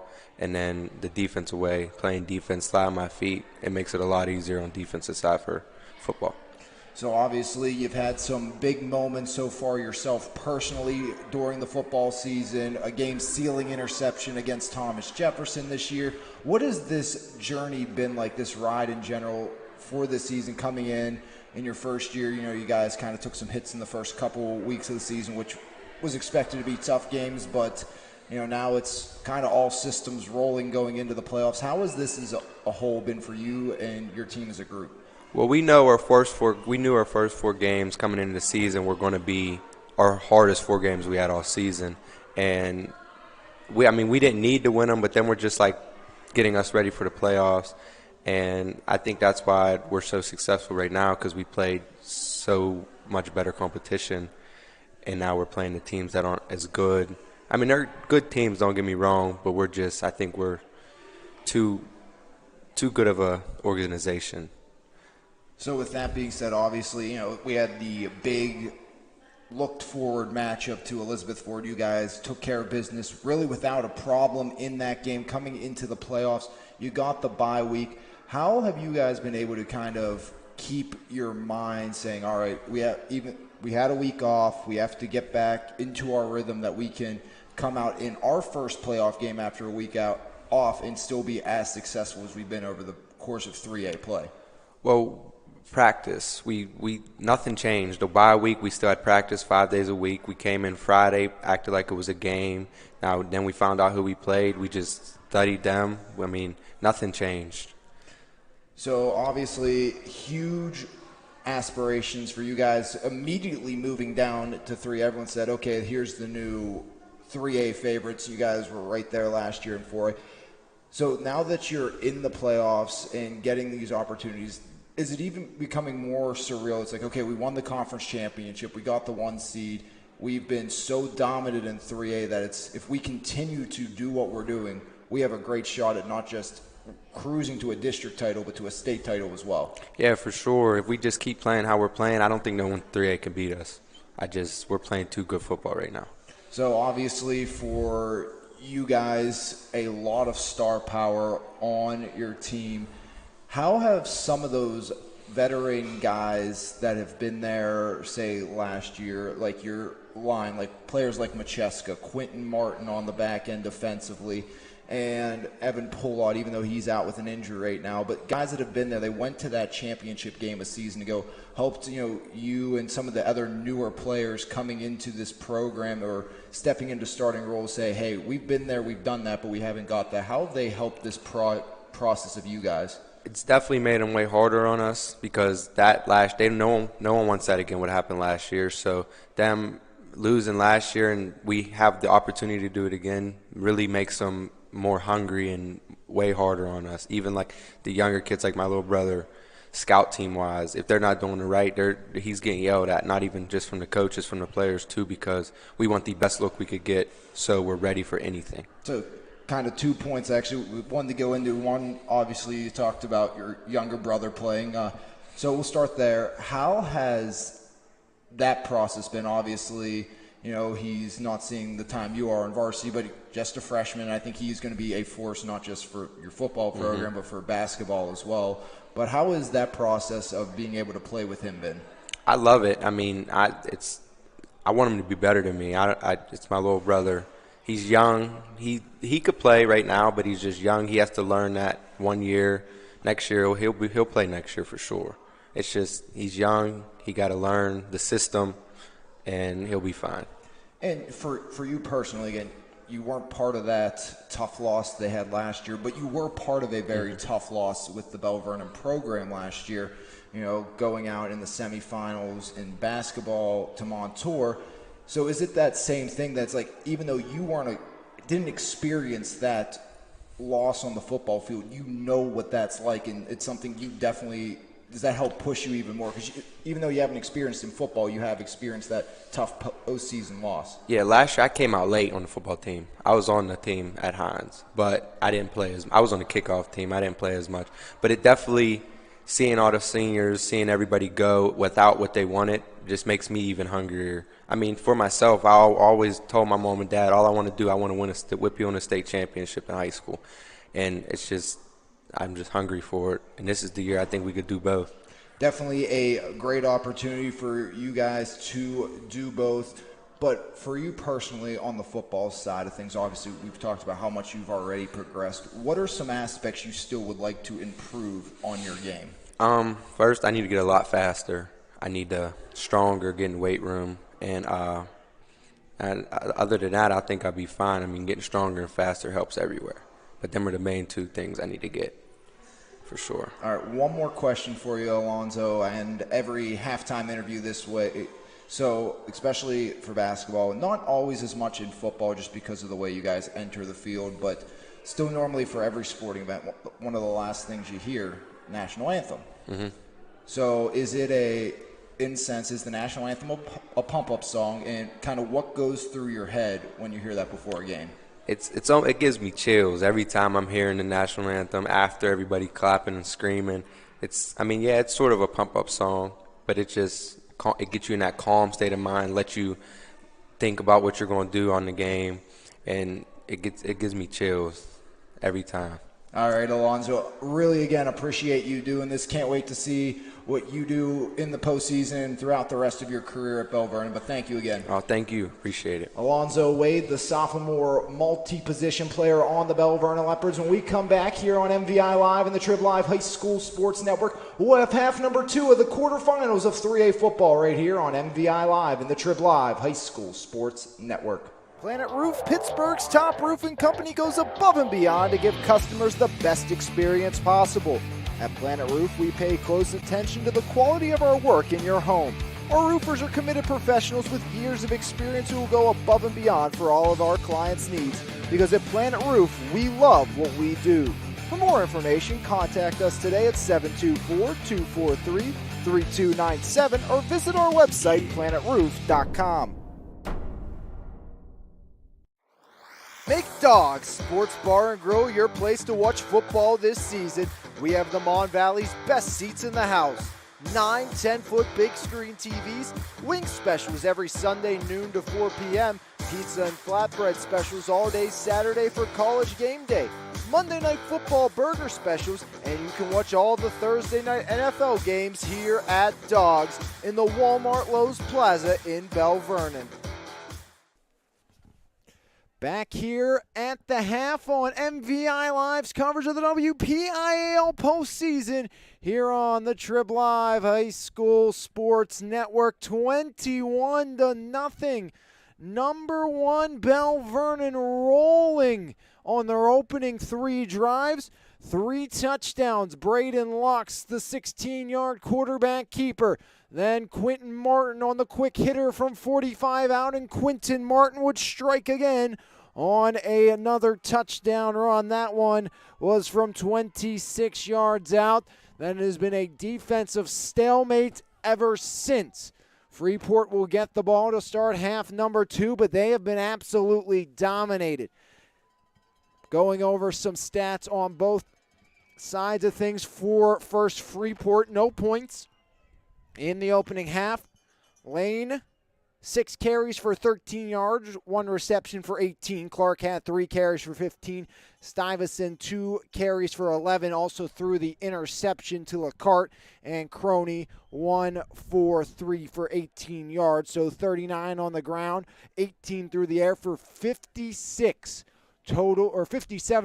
total yards for Freeport for Belle Vernon. Quinton, 11 carries for 56 yards, a score. 3 receptions for 59 yards and a score as well. Colton Lee, 3 grabs for 33 yards. And Jake Jedico, 9 carries for 30 yards, while Braden Locks is 6 for 10 for 90 yards and a score. 7 carries for 56 yards and a score as well for Braden Locks. 90 through the air, 142 on the ground, and 232 total yards for Belle Vernon in that opening half, outscoring Freeport 21-0 as Belle Vernon now just 24 minutes away from a repeat appearance in the WPIAL championship game. We'll take a break, and when we come back, we'll see if the Leopards can do it right here on MVI Live's WPIAL postseason here on the Trib Live High School Sports Network. Bring together expert faculty. Offer programs in high-demand fields. Add in a few centuries of tradition. You might call it the future of higher education. We're calling it Pennsylvania Western University. We've combined the resources of California, Clarion, and Edinburgh to create a new way to educate, where opportunities are boundless and tomorrow is yours to define. Built on tradition, built for your future. Welcome to Penn West. Highway Appliance, Furniture, and Mattress. The right brands, price, and advice since 1946. Highway Appliance, Furniture, and Mattress is the Mon Valley's choice for selection, service, and savings for over 75 years. Highway Appliance, Furniture, and Mattress. You're going to like us a lot. We guarantee it. G-Force Athletic Club, free after-school youth boxing program for ages 10 to 18, located at 338 Fallowfield Avenue in Charleroi. G-Force's certified USA boxing coaches provide training in amateur boxing, running, and weight training. G-Force also provide a positive environment and Christian mentoring for our rising generations. For more information, call 202-262-0584. Back here from Gateway High School as we get set for half number 2 of the semifinals in 3A. It's the Belle Vernon Leopards 21, the Freeport Yellow Jackets nothing. They will get the ball to start half number 2. And looking around the area and around the WPIAL, Aliquippa up big over McKeesport last check 21-0 as the Quips looking to make this one a little easier than last year's semifinal that went to overtime and really should have been a win for McKeesport, which would have given us a Belle Vernon McKeesport rematch. Instead, it was Aliquippa in the Leopards, and Aliquippa took care of business. Central Valley up 12-0 at the break over the Thomas Jefferson Jaguars. Of course, last check, Avonworth was up 14-0 over Shady Side Academy. Yeah, many people thought maybe you would see a Heinz Field rematch of EF and Belle Vernon, but Shady Side upset EF last week, and now Avonworth has taken care of business so far in half number 1, just like the Leopards have. And those two may be on a collision course for next Friday at AccuShore Stadium, but Freeport hopes to say something about that here in half number 2 as they will start with the football.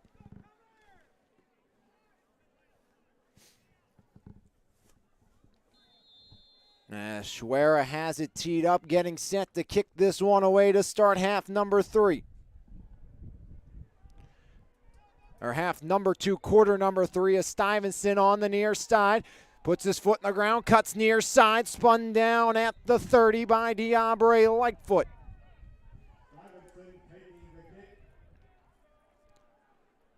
11:55 remaining here in quarter number 3 as we have reached half number 2. Ball lies at the 31 of Freeport. Freeport ball at their own 31.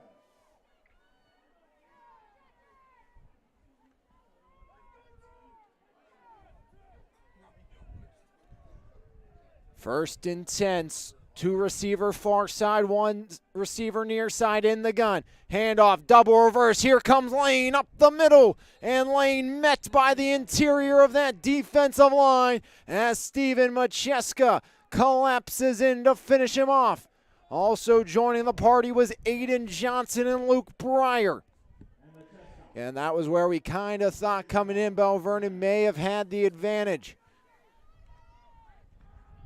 Pretty good crowd, though, in hand, all things considered. Just taking a look down from the press box. Absolutely frigid. I'm inside and I'm cold. In the gun goes Croney. Looks to pass again. Croney goes up top over the middle and hauling it in. Down the seam is Stuyvesant. And a great way to start the half for the Yellow Jackets as Freeport into Belle Vernon real estate. Switching up the offense, moving Croney back to the gun has been successful so far.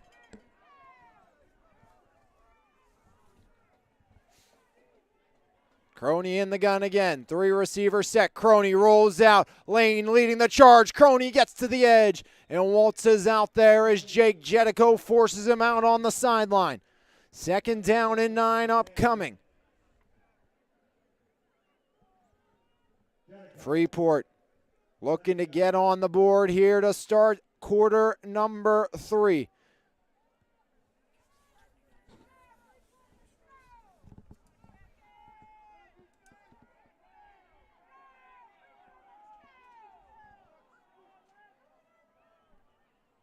Second and 9, Croney, handoff, Lane, right tackle, and he's tripped up from behind as Dom Sasko from the shoelaces hauls him down. 3rd down and 8 now for the Yellow Jackets from Freeport. From the Leopard 37, Croney in the gun. 2 receivers far side, 1 near side. Croney looks to throw, pressure coming, sidesteps, has a man, but overthrows him. As cutting to the near side was Zach Clark, and it's 4th down and 8 in decision time for the Yellow Jackets sideline. And that's kind of one thing I've never understood. You don't want to, again, rely on a 4th down conversion, but if you have the intention of going for it, why attempt a home run ball on 3rd down and 8 instead of play something short over the middle, maybe keep it on the ground and make it a 4th down and 3, 4th down and 2 instead of a 4th down and 8. Lucas near side, twin receivers far side. Clark the back, rolling out. Quick hitter, Lane didn't turn his head around and it was behind him. As draped over him was Quentin Martin. So some movement on through the air, but it results in a turnover on downs. And Belle Vernon will take over as they get the stop to start the quarter. 1st and 10 Leopards now from their own 37-yard line. 10:20 remaining here in quarter number 3. 21-0 Belle Vernon. As up the middle, the call goes to Jetico as Jake Jetico scampers out for 8, hauling the defense of the Yellow Jackets with him. Eventually getting the stop for Freeport was Brady Sullivan.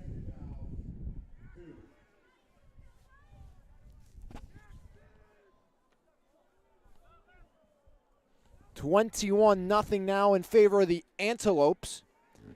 So it looks like that one starting to turn their tides even further. As a quick out and Colton Lee couldn't get his hands on it.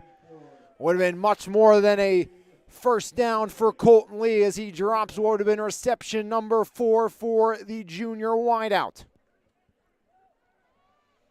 So now instead of 1st down and 10, it's 3rd down and 2 for the Belle Vernon offense. 3 back set behind Locks under center. Locks, handoff. Martin bounces it, but nowhere to go. As Reiser puts Martin down for a loss.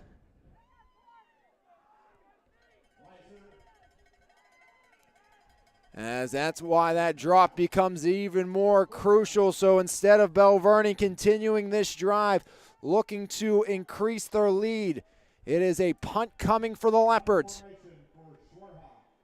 Willie Schwera on the punt. Schwera gets this one away, but it's blocked and trickles out on the near side. It's Reiser blocking the punt and giving new life to the Yellow Jackets.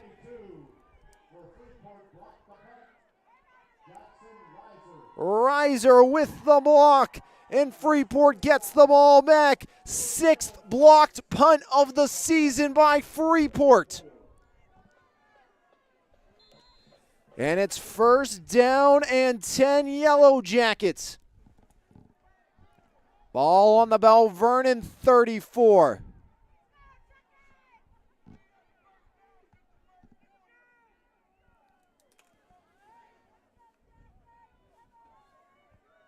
Twin receivers far side, one receiver near side. Crony in the gun, rolls right, pitch out on the option. There's Lane breaking second level for a gain of 8. Lane on the carry. Stop by 19. McCart. Adam LeCart on the stop, as they're actually going to stop him after or mark the ball a little further back than the initial spot indicated. So 2nd down and a long 2. Crony looks to pass. Now rolls right, and he will go nowhere. A loss of 1 on the play is coming up to make the stop with Johnson. So 3rd down and 3. Can the Belle Vernon defense stiffen once again?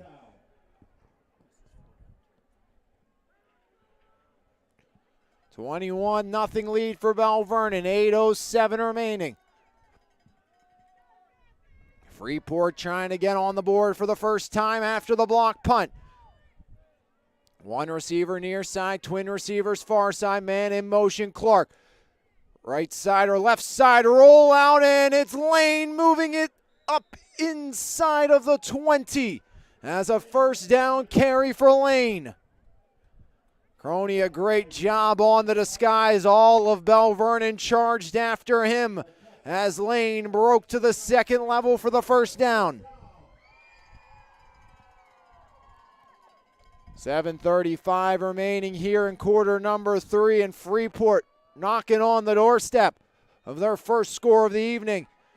Crony in the gun, twin receivers near side, man in motion, Lane, Clark the back. Crony rolls right side, pitch to Clark, and Clark hauled down after a gain of 2 as Johnson the stop for the Leopards. 2nd and 8 now from the 18. Second down, 8.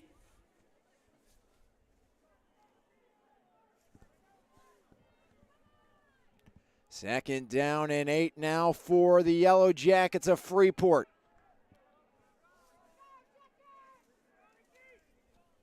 One receiver near side, that's Sellinger. Twin receivers on the far side. Crony sends Clark in motion. Crony rolls out, looks to pass across the middle, but the whistle blows as backpedaling into the end zone was the receiver Stuyvesant. But it was a false start before the play. So Stuyvesant will not be rewarded with 6, instead negative yards off the penalty.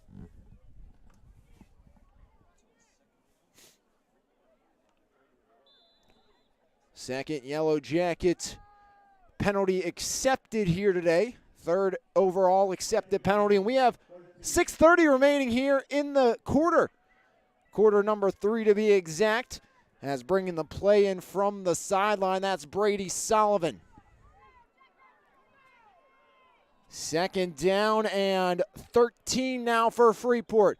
As all sorts of disarray and a timeout called by the Yellow Jackets, possibly and most likely saving a Freeport penalty, but that could be costly throughout the course of this contest as we continue on. But Crony got the snap as Sullivan was still working his way out from the huddle, so a lot of confusion on the Freeport sideline as after that block punt and now the penalty, Freeport trying to regroup and find a way to get back on the board. And again, that's something their coach has been adamant they have been great at this year, finding a way to overcome mistakes, overcome situations they've been at, and says, you know, this is a group of kids that don't dwell on those outside influence, those things that have happened, those negative plays. They focus on what's next and what's to come, and that's what they need to do right now if they want to get back on the board.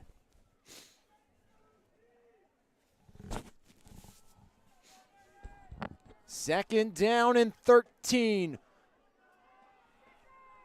Lucas near side, two receivers far side. Croney in the gun, Clark the back. Croney rolls out, looks to pass, fires it on the run. That one low and incomplete as Stuyvesant couldn't get his hands under it. And it's third down and 13 now for the Yellow Jackets. 6:08 remaining here in the quarter.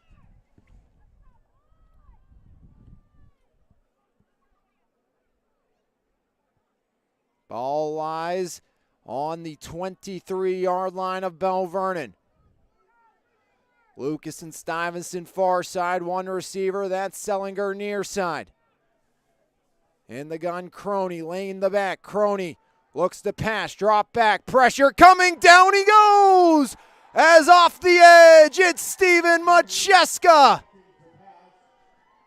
As Steven Macheska gets his third sack of the season. And it's fourth down and forever for Freeport after the sack. And Wetzel will come on the punt. A huge sack by Steven Macheska. And actually, I see a tee put down, so Wetzel on to attempt the field goal. 48 yards. Good snap, good hold. Kick is on its way, and the kick curls short into the O of Gators in the end zone. As the long attempt is for not 48 yards on the attempt. Would have had to be from about 40 for it to go for the young man Wetzel. First miss of the season. Long was 36 coming in.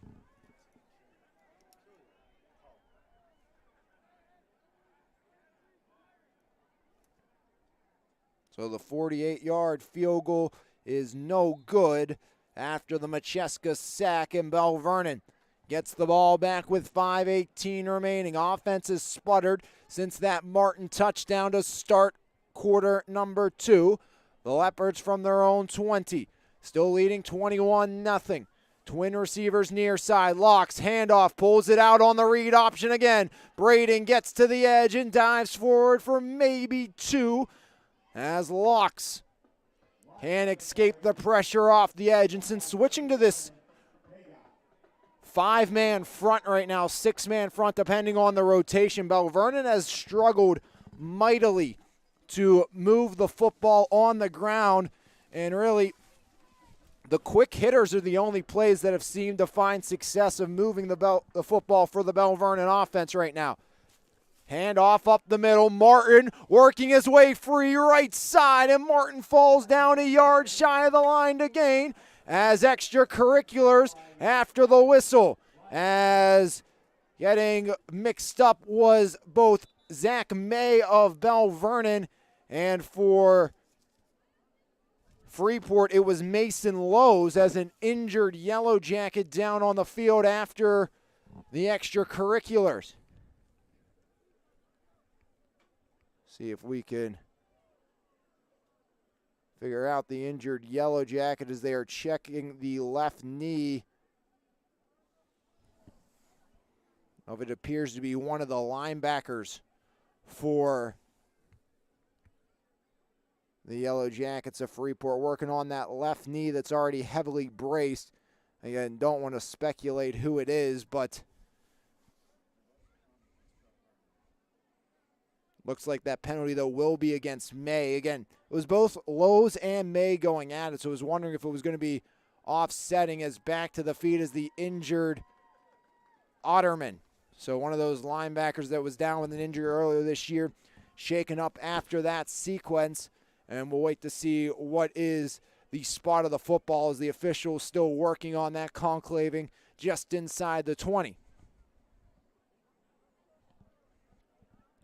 As they're going to march the Leopards back even further, and this should make it 3rd down and forever because it was a dead ball foul, so it won't be a replay of 2nd down instead of 3rd and 1. That unsportsmanlike, or dead ball personal foul penalty on Zach May, and Belle Vernon will march the Leopards backwards inside their own 15 to the 14-yard line. So Belle Vernon needs 16 on 3rd down. They have Martin out on the right, twin receivers near side, Jetico the back, flanking Locks to his right. Now Quentin Martin goes in motion across the pattern, trips near side. They throw it to Martin. Here's Martin over the 20. Martin has the sideline and powers a yard shy, and actually going to say 4 yards shy of the line to gain as they call Martin stepping out at the 26-yard line. No surprise, that was the call for Belle Vernon. It's kind of been what has worked as of late, those quick passes to Quentin Martin. That time just unable to keep his feet in bounds, and it's going to be 4th down and 4 for Belle Vernon. Last time Willie Schwera put one off, it was blocked by Reiser. As wouldn't be surprised if the Leopards with 18 on the play clock take a timeout, but Wildcat formation on 4th down with Quentin Martin. Martin gets the snap. Right side, down he goes. A yard shy of the line to gain as Jackson Reiser meets Martin in the middle. And it's a turnover on downs.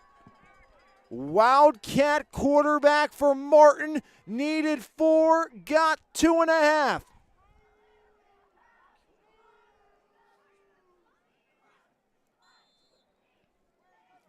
Reiser the stop, and it's a turnover on downs from the Belle Vernon 28.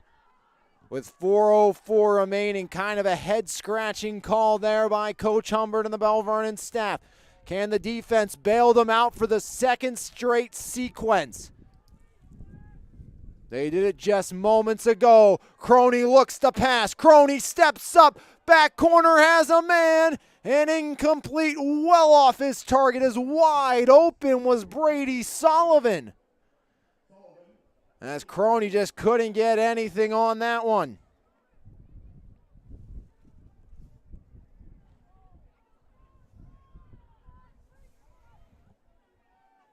Second down and 10 after the turnover on downs. Croney in the gun. Twin receivers far side. Sellinger all by himself. Clark goes in motion. Croney rolls left side, cuts it up and down he goes after a gain of maybe half a yard, maybe back to the line of scrimmage as Braden Locks off the edge. Comes in to seal him off. And it's going to be 3rd down and 11. Can the Belle Vernon defense hold once again?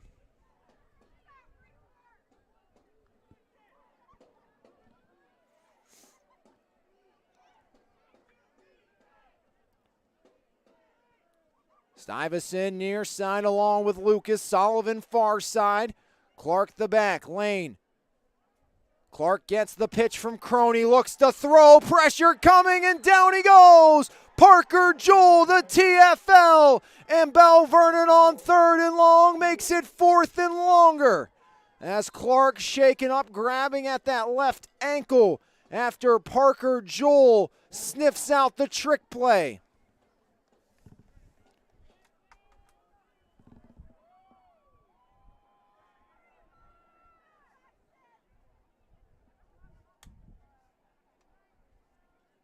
A big loss on 3rd and 11.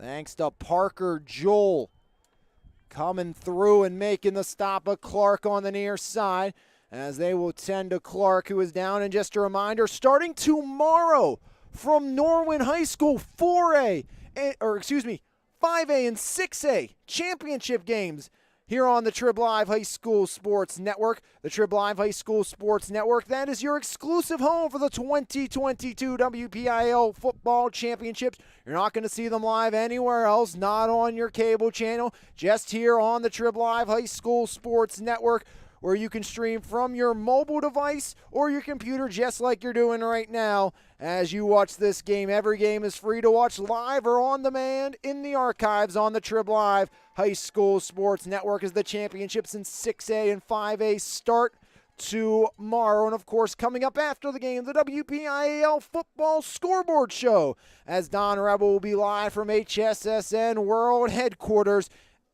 as he will have all the scores and video recaps from the WPIAL semifinals here in semifinal Friday. So don't miss the WPIAL Football Scoreboard Show after the game, only here on HSSN.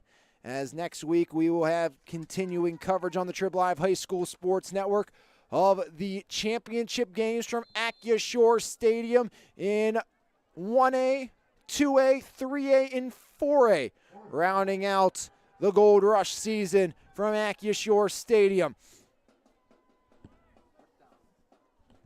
4th down and forever. Crony steps up, hit as he throws, and it is intercepted. It's Quentin Martin down the sideline, and Martin races out as flags fly. So 4th down and 18. Quentin Martin, the INT.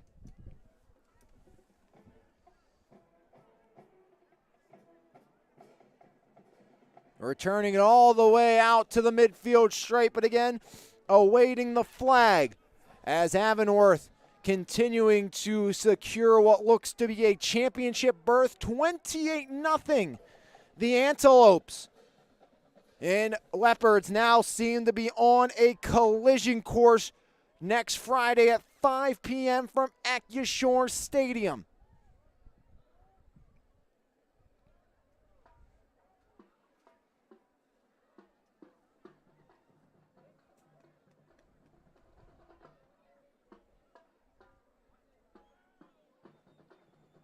As the officials still meeting far side. Waiting to see what this flag is on the Quentin Martin return. We talked about Union. They're the longest championship appearance drought among active teams.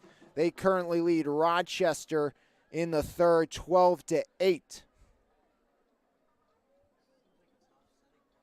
As penalties on both sides, so Martin's return will stand out to the 44-yard line.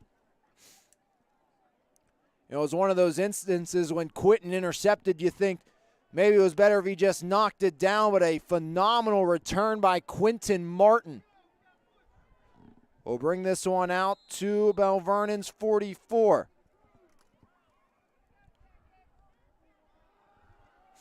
As Locks hands off, Martin left side, and Martin bullies his way for a first down and more into Freeport territory down to the 38-yard line.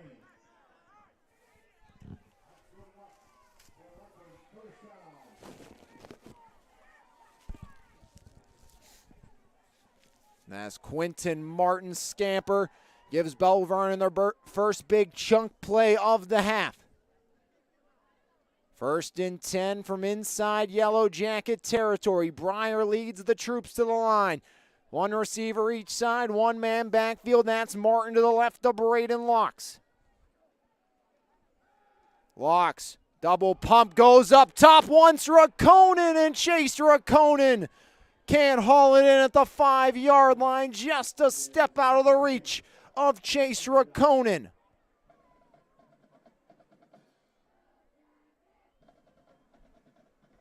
Second down and 10 with 1:53 remaining in the third. Belle Vernon on top of Freeport, 21-0, 14-0 the Leopards after one, 21-0 at the break. Still 21-0 here with 1:53 remaining in the third. Locks in the gun. Locks gets the snap, handoff up the middle, and Martin chopped down after no gain. And some more wrestling after the whistle as Otterman the stop of Martin. As Alensky and it appears to be Lane were the two parties after the whistle getting into it. Central Valley now up 19-0 over Thomas Jefferson.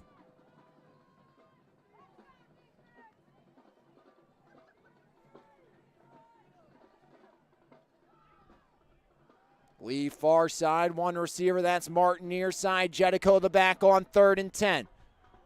4 seconds on the play clock. Handoff, Jetico up the middle, has a hole, out to the 30, breaks through past the 25, and the Leopards have a first down to the 24. Tough running there by Jake Jetico.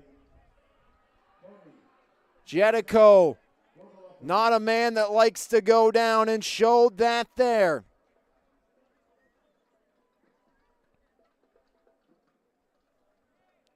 As Jake Jetico picks up the first down on 3rd and 10. Down to 40 seconds, possibly the final play of the quarter. Locks in the gun, man in motion, that's Martin. Handoff, Jetico again, Jetico right side, over the 20, down to the 19-yard line. As in the middle for Freeport was Sean Sellinger.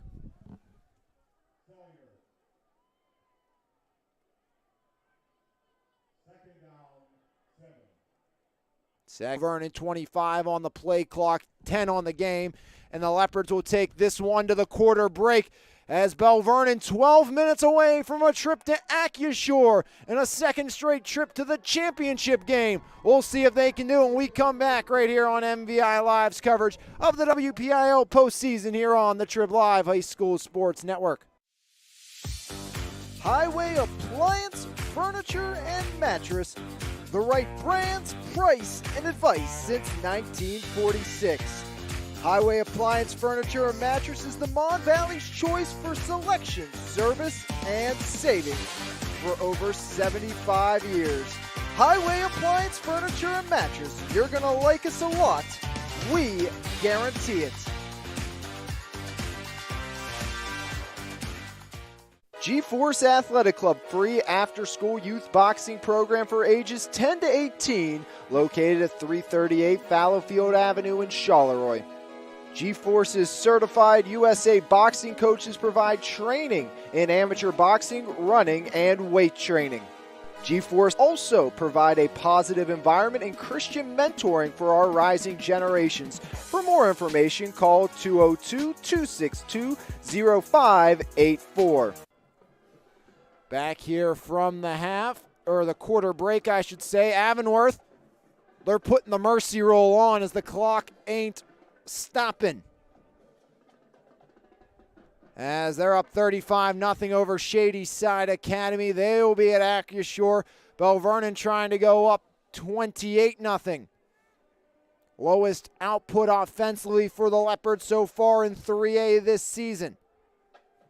Previous low was 48.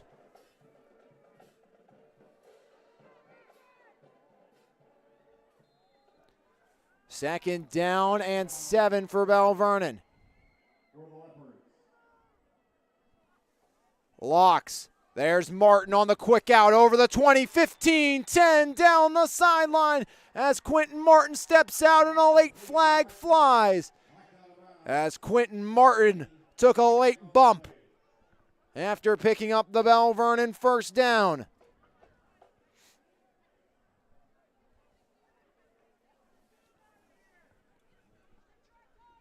As Lane pleading his case with the official, he is the guilty party.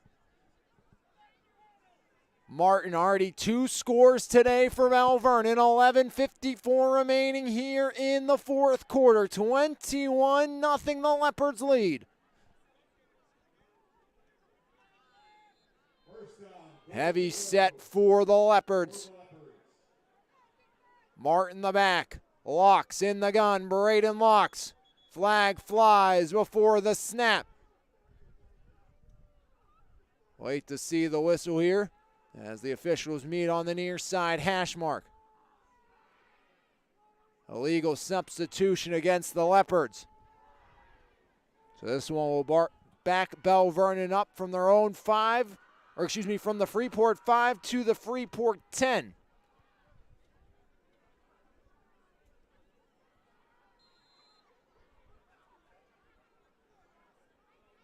First and goal from the 10 for Belle Vernon.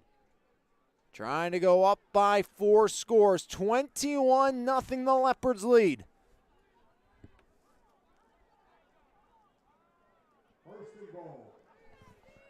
Locks in the gun. One back set. Handoff. Up the middle. Jetico breaks free. Touchdown, Belle Vernon. Jake Jetico from 10 yards out. And the Leopards strike again. Jake Jetico right down Broadway. As maybe some icing on the cake here from Gateway for Jake Jetico. As an injured player at the goal line, it appears to be an injured Belle Vernon Leopard.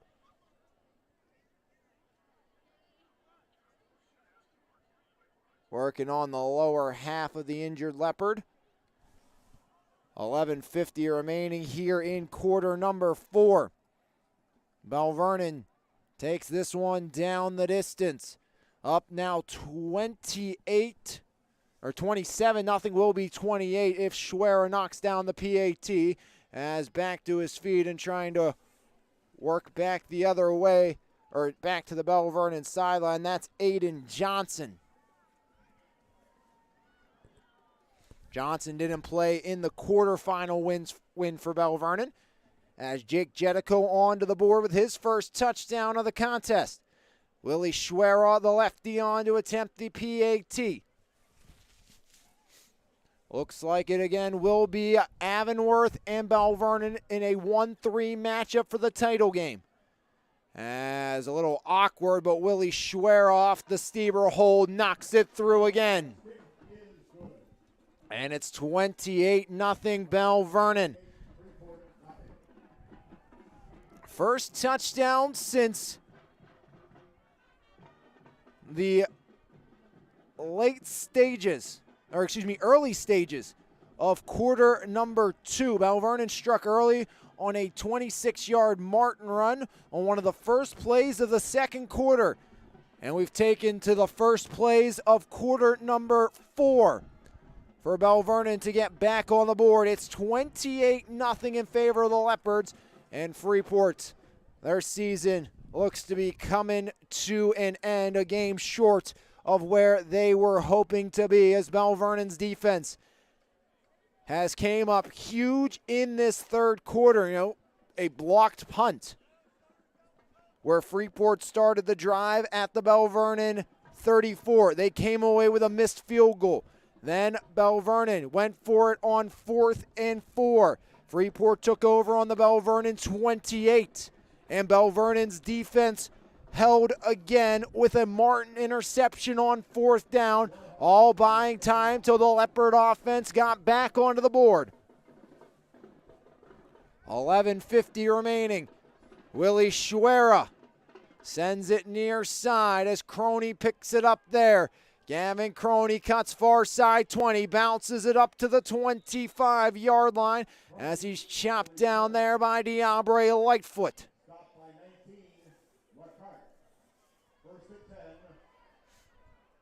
11:44 remaining in the quarter, 28-0 Belle Vernon on top. Freeport's offense back to work.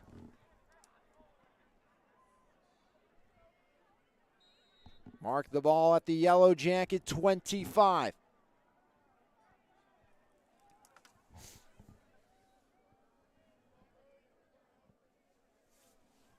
Two receivers far side, one to the near side, one man backfield. Croney following Otterman up the middle as he'll fall forward for a gain of 4. Steven Macheska eventually finishes him off for the Belle Vernon defense.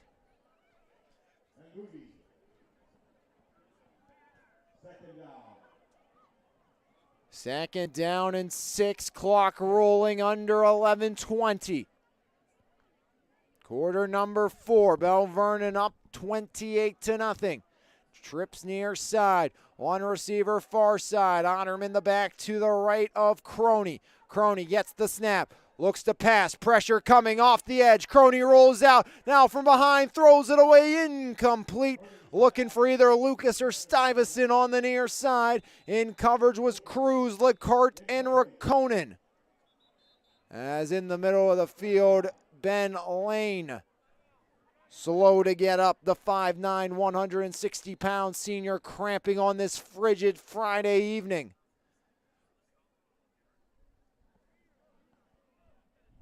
.11:02, clock stops.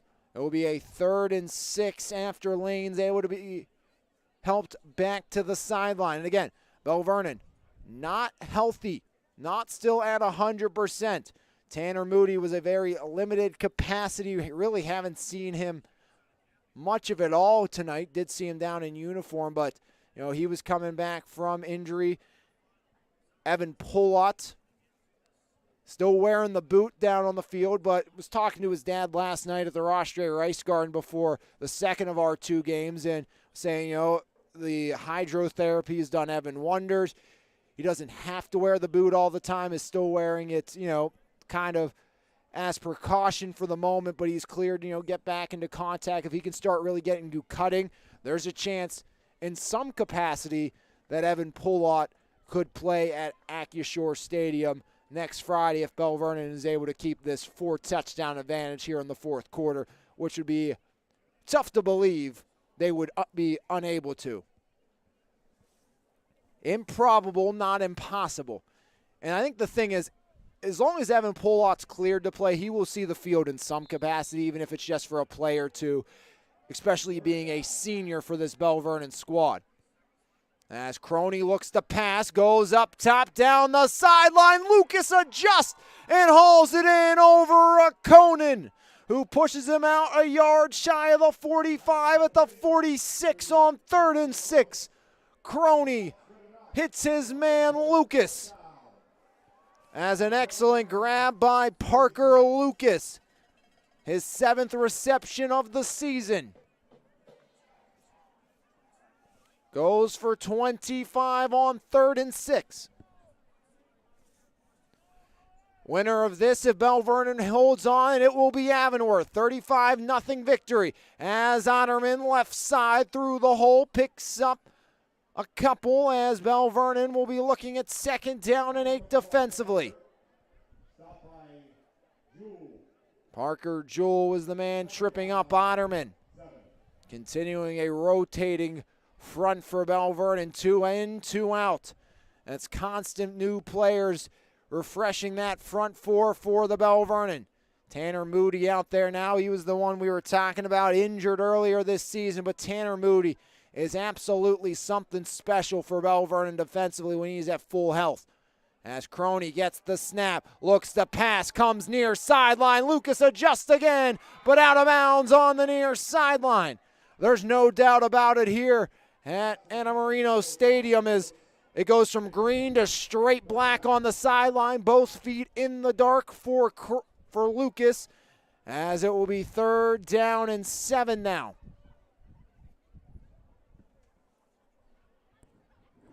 Belle Vernon hoping to clinch a date with Avonworth. 10:09 remaining in the 4th quarter. 28-0 the Leopards lead.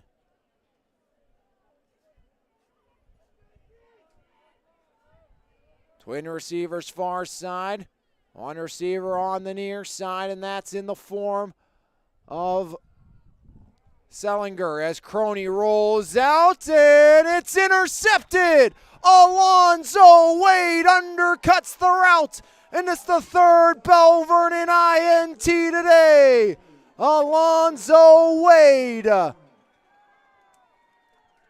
picks up his 3rd INT of the year.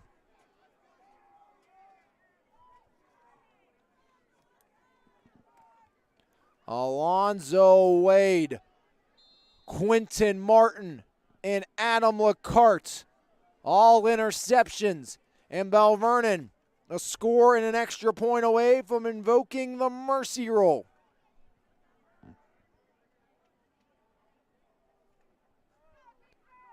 Beaver Falls could be on a date with Steel Valley in 2A. That'd be a rematch of last year's semifinal.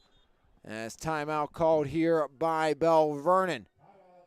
As Beaver Falls rolling 46-16 over Stowe Rocks.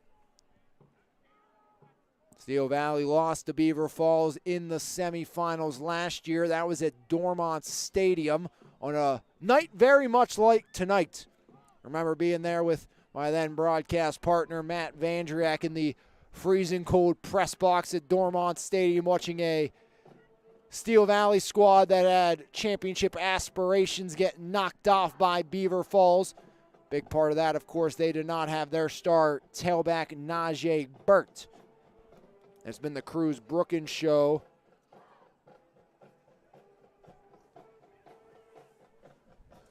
For Steel Valley this year. And of course in 3A, Belle Vernon 10:04 away from a date with the Antelopes of Avonworth. As Avonworth a mercy roll victory over the Shady Side Academy Bulldogs. One-on-one coverage near side. Jake Jedico the back. Braden Locks. Man in motion. That's Martin. Handoff up the middle. Jedico bounces outside. Finds a hole down the seam. Jedico, a huge carry on first down into Yellow Jacket real estate as he was hauled down at the 38-yard line. There's that 1-2 punch again with Martin and Jedico as Jake Jedico squirts through for 23 yards.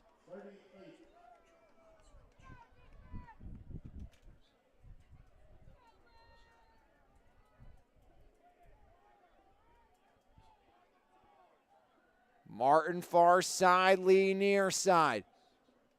Colton Lee in motion. Locks gets the snap, fakes the handoff, quick out. There's Lee, left side. Lee spins away and then hauled down as knocking Lee to the turf on the far side of the field was Sellinger. Second down, clock continues to roll, nearing 9 even. Belle Vernon inside of 3A so far this year has shut out multiple opponents, including South Allegheny and Southmoreland. They've given up just 7 points 3 times. Only time they've given up more than 2 scores to an opponent in 3A as a flag flies right at the far side of the field. As wait to see what this call is, but flag went flying over by the Freeport sideline. But Belle Vernon's only given up 2 scores once in 3A this season. That was to Elizabeth Forward, who was the 3 seed knocked off last week. Wait to see what the laundry is.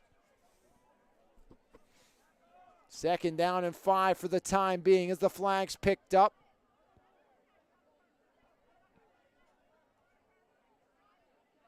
There's some better men than me, though, on that Freeport sideline. I've seen a couple guys out there wearing shorts for them. I honestly don't know how they're doing. I'll tell you that.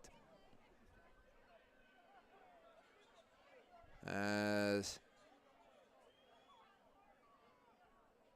it's like multiple fouls possibly here against Freeport.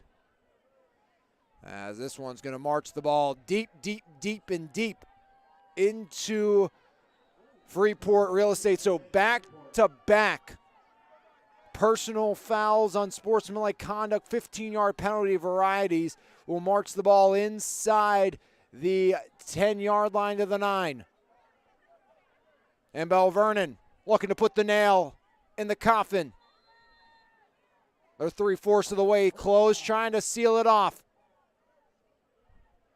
Jedico the back. Braden Locks in the gun. Martin in motion. Hand off up the middle now. Jedico right side. Jedico gets the edge. Flag flies as Jedico waltzes in. Another Leopard score if it counts. Looks like it will not. holding against Belle Vernon. As on the edge, Stephen Macheska, the guilty party. Of course, Stephen Macheska, his other head coach, cannot wait till Belle Vernon's football run is done. As, of course, Coach Rick Kalinowski of the Ringgold Rams, they were handed their first loss last night. As Macheska, of course, a defenseman for the Rams hockey team that play in D2. It was a thriller versus Deer Lakes last night. A lot of fun from the Ross Draver Ice Guard, as it's going to be first and goal now from back at the 20-yard line. Locks in the gun after the penalty. Locks, handoff, Jetico now pulls it out. Left side, Locks hauled down after a gain of 3 on the left side. Lucas on the stop for Freeport. Second down now and goal. Ball shy of the 15, back at the 17-yard line. Inside of 8.5 minutes to play in the fourth quarter. Again, a Belle Vernon scored an extra point would invoke the mercy rule. And if we have a 35-0 final in favor of Belle Vernon, that would mean both 3A semifinals ended with the same exact score, and that's very much in the realm of possibility. As there goes Martin, right side, down to the 5, and knocked down at the 4-yard line by Crony. Quentin Martin looking for another hat-trick touchdown performance.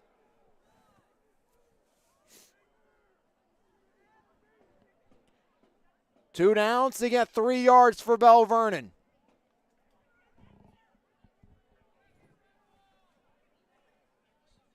Locks in the gun, 3-back set. Braden Locks, handoff up the middle, and stood up at the 1.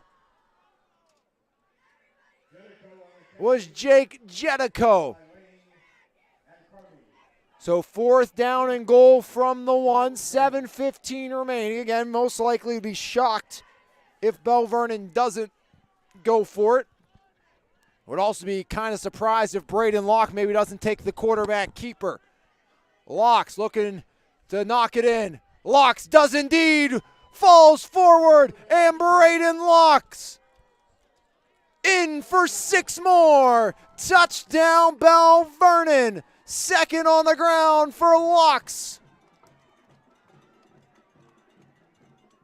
Third touchdown of the game for Braden Locks, the big junior.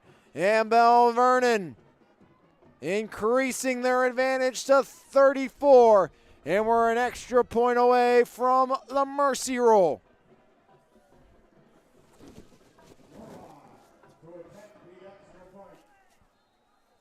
The big 6'5", 215 junior using his muscle as Shuera says keep that clock running. 35-0. Belle Vernon on top. As the mercy rule has been invoked here this evening from Antamarino Stadium on the campus of Gateway High School.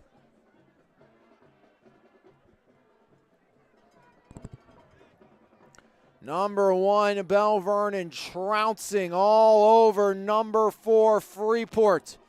And we're 6:53 away from an Avonworth Leopard matchup next Friday evening from Acashore Stadium. It's no longer Black Friday in Western Pennsylvania. It's WPIO Championship Friday. As we will have all 4 exclusively here on the Trib Live High School Sports Network. So make sure you tune in for all 4 of those, or just make your way down to Acashore Stadium to watch some high school football championships tomorrow here on the network. Both the 5A and 6A championship games. Either, again, watch them exclusively here or head down to Norwin High School to watch a para contest. As Willie Shuera gets set to start the clock and not let it stop.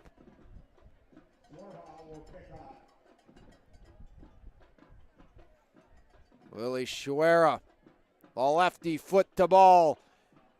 As fielding it back at the 10-yard line is Freeport, far side. Stuyvesant Bounces over the 25, stops short of the 30 at the 27. Aliquippa, mercy rolling, McKeesport 35-0. As Aliquippa saying we want none of what happened last year. Again, that was an overtime meeting between those two squads. Aliquippa and Central Valley on a collision course once again, and that first meeting was absolutely incredible. I mean, I think that's worth the price of admission next week to get Central Valley and Aliquippa once again from AccuShore Stadium in the 4A championship, the nightcap. So if you're a Belle Vernon fan going down for the championship game, I'd recommend maybe staying for that last one too. That is going to be a heck of a football game. As off the pitch, Ben Lane down in the backfield for a loss. As Colton Lee springs through for the stop.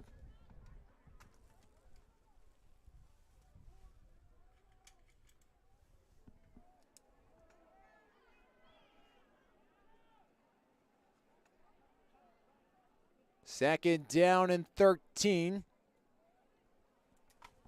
Ball back at the 25-yard line. Freeport in no hurry, down by 35. Belle Vernon headed back to the WPIAL championship for the second straight year. They'll be looking for their first win since 1995. As a whistle blows before the snap, I believe maybe a timeout was called by Freeport, or a penalty on Freeport, excuse me. I think Belle Vernon coming to the sideline thinking the same thing. Belle Vernon, again, last championship win, 1995, 22-6 over Franklin Regional. Sixth straight semifinal appearances. The ball on the turf, and the Leopards pounce again. As Belle Vernon, another takeaway. Or is it?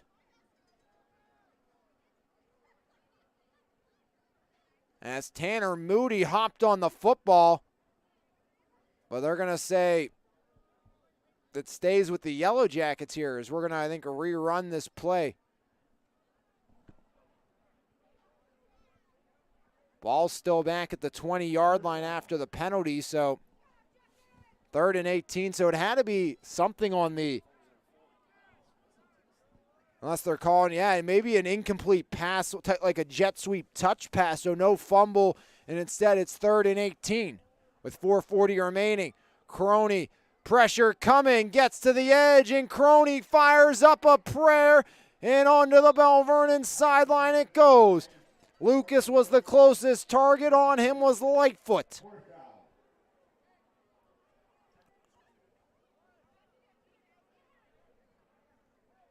And Belle Vernon will be their second straight championship appearance. Before last year, their last one was in 2019 when they lost 41-7 to TJ.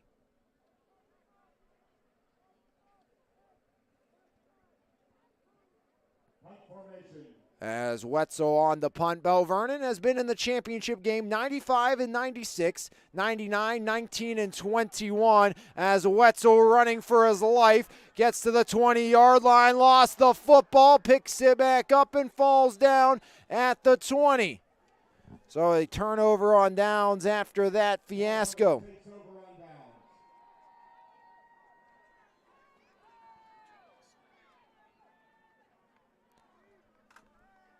Belle Vernon will be in their 6th WPIL championship game, again, second straight for the Belle Vernon Leopards, looking for their second overall win. They're sick of being the bridesmaid in championship games. As Belle Vernon, they won their first ever championship appearance. They have lost their last 4. And now they'll have a date with Avonworth next Friday for all the marbles. 3:20 away from that. Handoff, Jetico, right side, off into the night. There he goes. The final blow. Jake Jetico in for more. 20-yard touchdown run by Jake Jetico.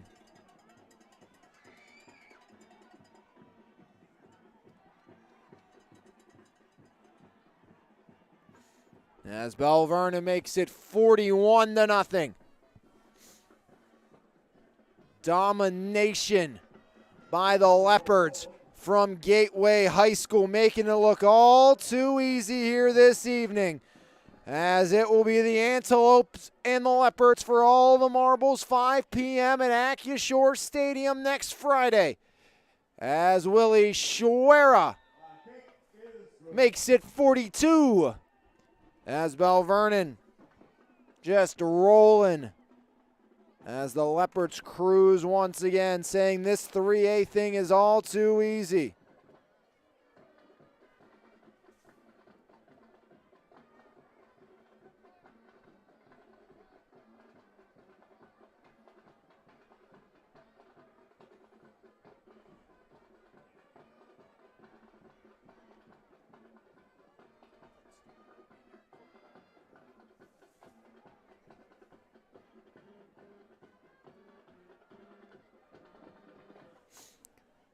.3:15 remaining as Belle Vernon up 42-0.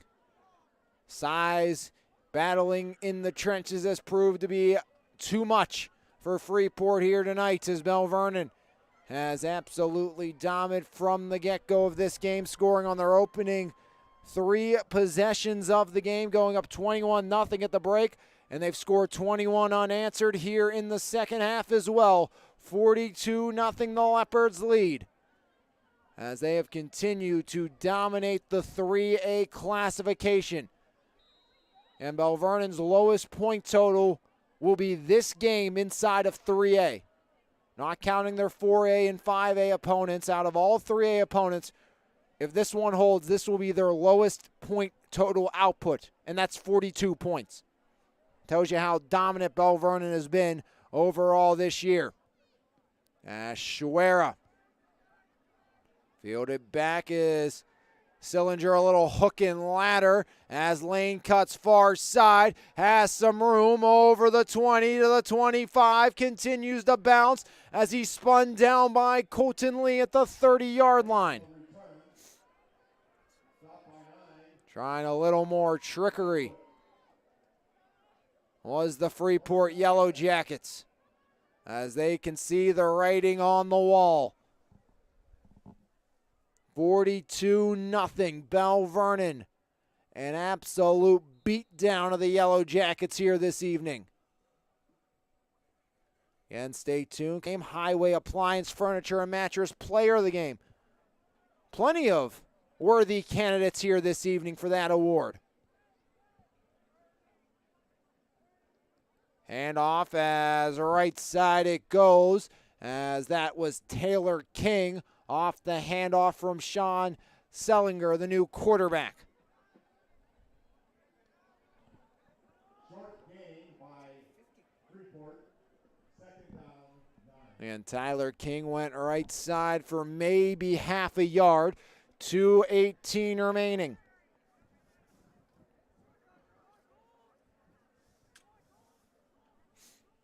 Freeport was perfect in 3A coming into this meeting.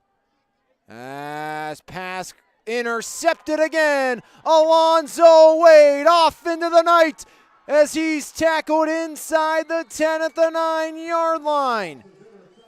Second INT for Alonzo Wade. As letting that one fly was Drew Ross.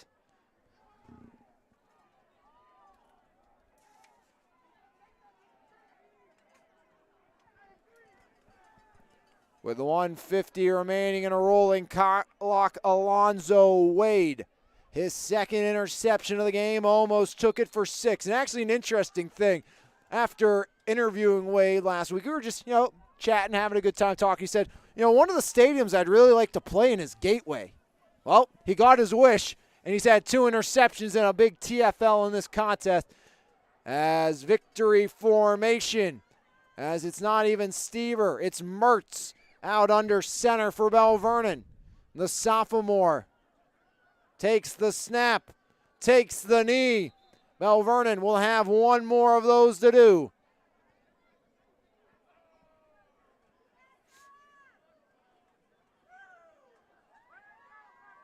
You may ask, okay, Stieber's a senior, why not let him take it? He's your holder. All too valuable to lose on a fluke injury.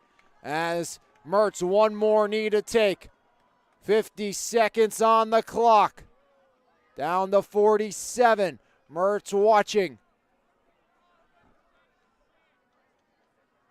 Belle Vernon already lined up to shake hands. Mertz gets the snap, takes the knee, and that will do it. As Belle Vernon, for the second straight year, will head to the WPIAL championship game as they are victorious here this evening, 42-0. Belle Vernon, pure and utter domination. This time they're hoping for a different result as the Leopards, one game away from their first championship since 1995, as the Leopards will look to do that next Friday as they will take on the Antelopes, as their season is not done yet.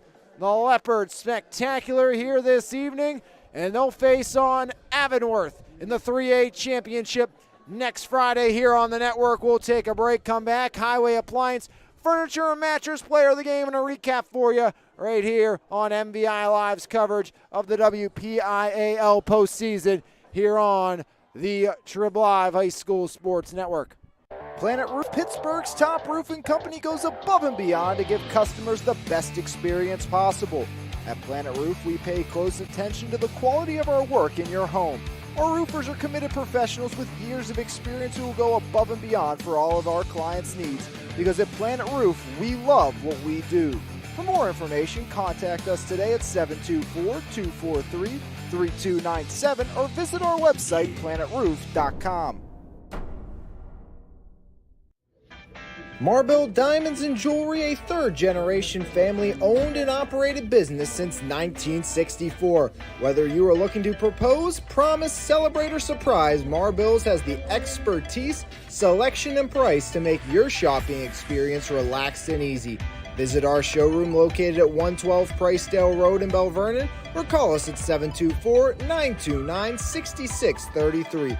Marble Diamonds and Jewelry, your journey, your jeweler. G-Force Athletic Club free after-school youth boxing program for ages 10 to 18, located at 338 Fallowfield Avenue in Charleroi. G-Force's certified USA boxing coaches provide training in amateur boxing, running, and weight training. G-Force also provide a positive environment and Christian mentoring for our rising generations. For more information, call 202-262-0584. Make Dogs Sports Bar and Grill your place to watch football this season. We have the Mon Valley's best seats in the house. 9 10-foot big screen TVs, wing specials every Sunday noon to 4 p.m., pizza and flatbread specials all day Saturday for college game day, Monday night football burger specials, and you can watch all the Thursday night NFL games here at Dogs in the Walmart Lowe's Plaza in Belle Vernon. Bring together expert faculty, offer programs in high-demand fields, add in a few centuries of tradition. You might call it the future of higher education. We're calling it Pennsylvania Western University. We've combined the resources of California, Clarion, and Edinburgh to create a new way to educate, where opportunities are boundless and tomorrow is yours to define. Built on tradition, built for your future. Welcome to Penn West. Highway Appliance, Furniture, and Mattress. The right brands, price, and advice since 1946. Highway Appliance, Furniture, and Mattress is the Mon Valley's choice for selection, service, and savings for over 75 years. Highway Appliance, Furniture, and Mattress. You're going to like us a lot. We guarantee it. Back here on MVI Live's coverage of the WPIAL postseason here on the Trib Live High School Sports Network. Domination, and on the Accushore goes the Belle Vernon Leopards, 42-0, as they have their way here this evening with the Freeport Yellow Jackets. First 3 drives, 3 Leopard touchdowns, a 16-yard scamper by Braden Locks. Then he hooked up with Quentin Martin on the quick screen route for 45 and another score. And on one of the first plays of quarter number 2, after a 4th and 1 conversion by Locks to end the first, it was a 26-yard scamper by Quentin Martin to the house, and it was 21-0 Belle Vernon, as that would hold until halftime, as Belle Vernon would run out of time on their final drive. But moving into half number 2, it was a turnover on downs after a 29-yard Crony to Stuyvesant pass, looking like they were in business. But a turnover on downs leading to the next Belle Vernon possession and another 3 and out. After those first 3 drives, Freeport's defense really toughened up, and Reiser would get the blocked punt, which would lead to nothing. After a penalty and a Steven Macheska sack, it was a long field goal attempt for the Freeport Yellow Jackets. Wetzel, he would end up sailing it well short on the 48-yard attempt. And then Belle Vernon, a turnover on downs on their next possession at their own 28-yard line, but that would result in the second Belle Vernon interception of the game. This time it was Quentin Martin on 4th and 18 coming away with the INT after a huge loss on the trick play thanks to Parker Joel. Belle Vernon would get back on the board for the first time of the half. Just 10 seconds into the fourth quarter, it was Jake Jedico from 10 yards out, and on the ensuing drive, Alonzo Wade would get the interception, leading to a 1-yard touchdown run by Braden Locks. Second touchdown run by Locks of the game would invoke the mercy rule, and after another turnover on downs, it was a 20-yard touchdown run by Jedico, and then sealing it off was Alonzo Wade with his second INT of the contest as Belle Vernon rolls 42-0 on to Acashore, where they'll take on the Avonworth Antelopes next Friday at 5 p.m.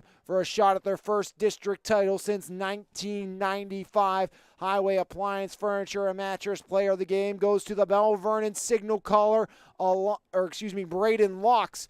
3 touchdowns, 2 on the ground, 1 through the air, as the quarterback helped lead the charge as Belle Vernon victorious here this evening, 42-0. As I appreciate all of you joining us here this fall sports season on MVI Live's coverage. Final fall football game for you this season. It has been an absolute treat to bring them to you here on the network, and if you'd like to see these games continue, please consider reaching out, advertising with us here on MVI Live so we can continue to bring you the best coverage of our local athletes here in the Mon Valley, as we will be getting ready December 2nd and 3rd MVI Shootout Classic Round 2. So make sure you stay tuned for that one. So we will have that coming up next, but appreciate all of you tuning in throughout this fall sports season. And Belle Vernon on to the championship for the second straight year with a 42-0 lead. On behalf of everyone at the Mon Valley Independent and MVI Live, I'm Alex Lyons saying thanks for tuning in, not just tonight, but all season long, as the Leopards off to Acashore for a chance at the 3A title. Have a great rest of your weekend, everybody. 42-0, the Leopards on top of Freeport right here on MVI Live's coverage of the WPIAL postseason, exclusively on the Trib Live High School Sports Network.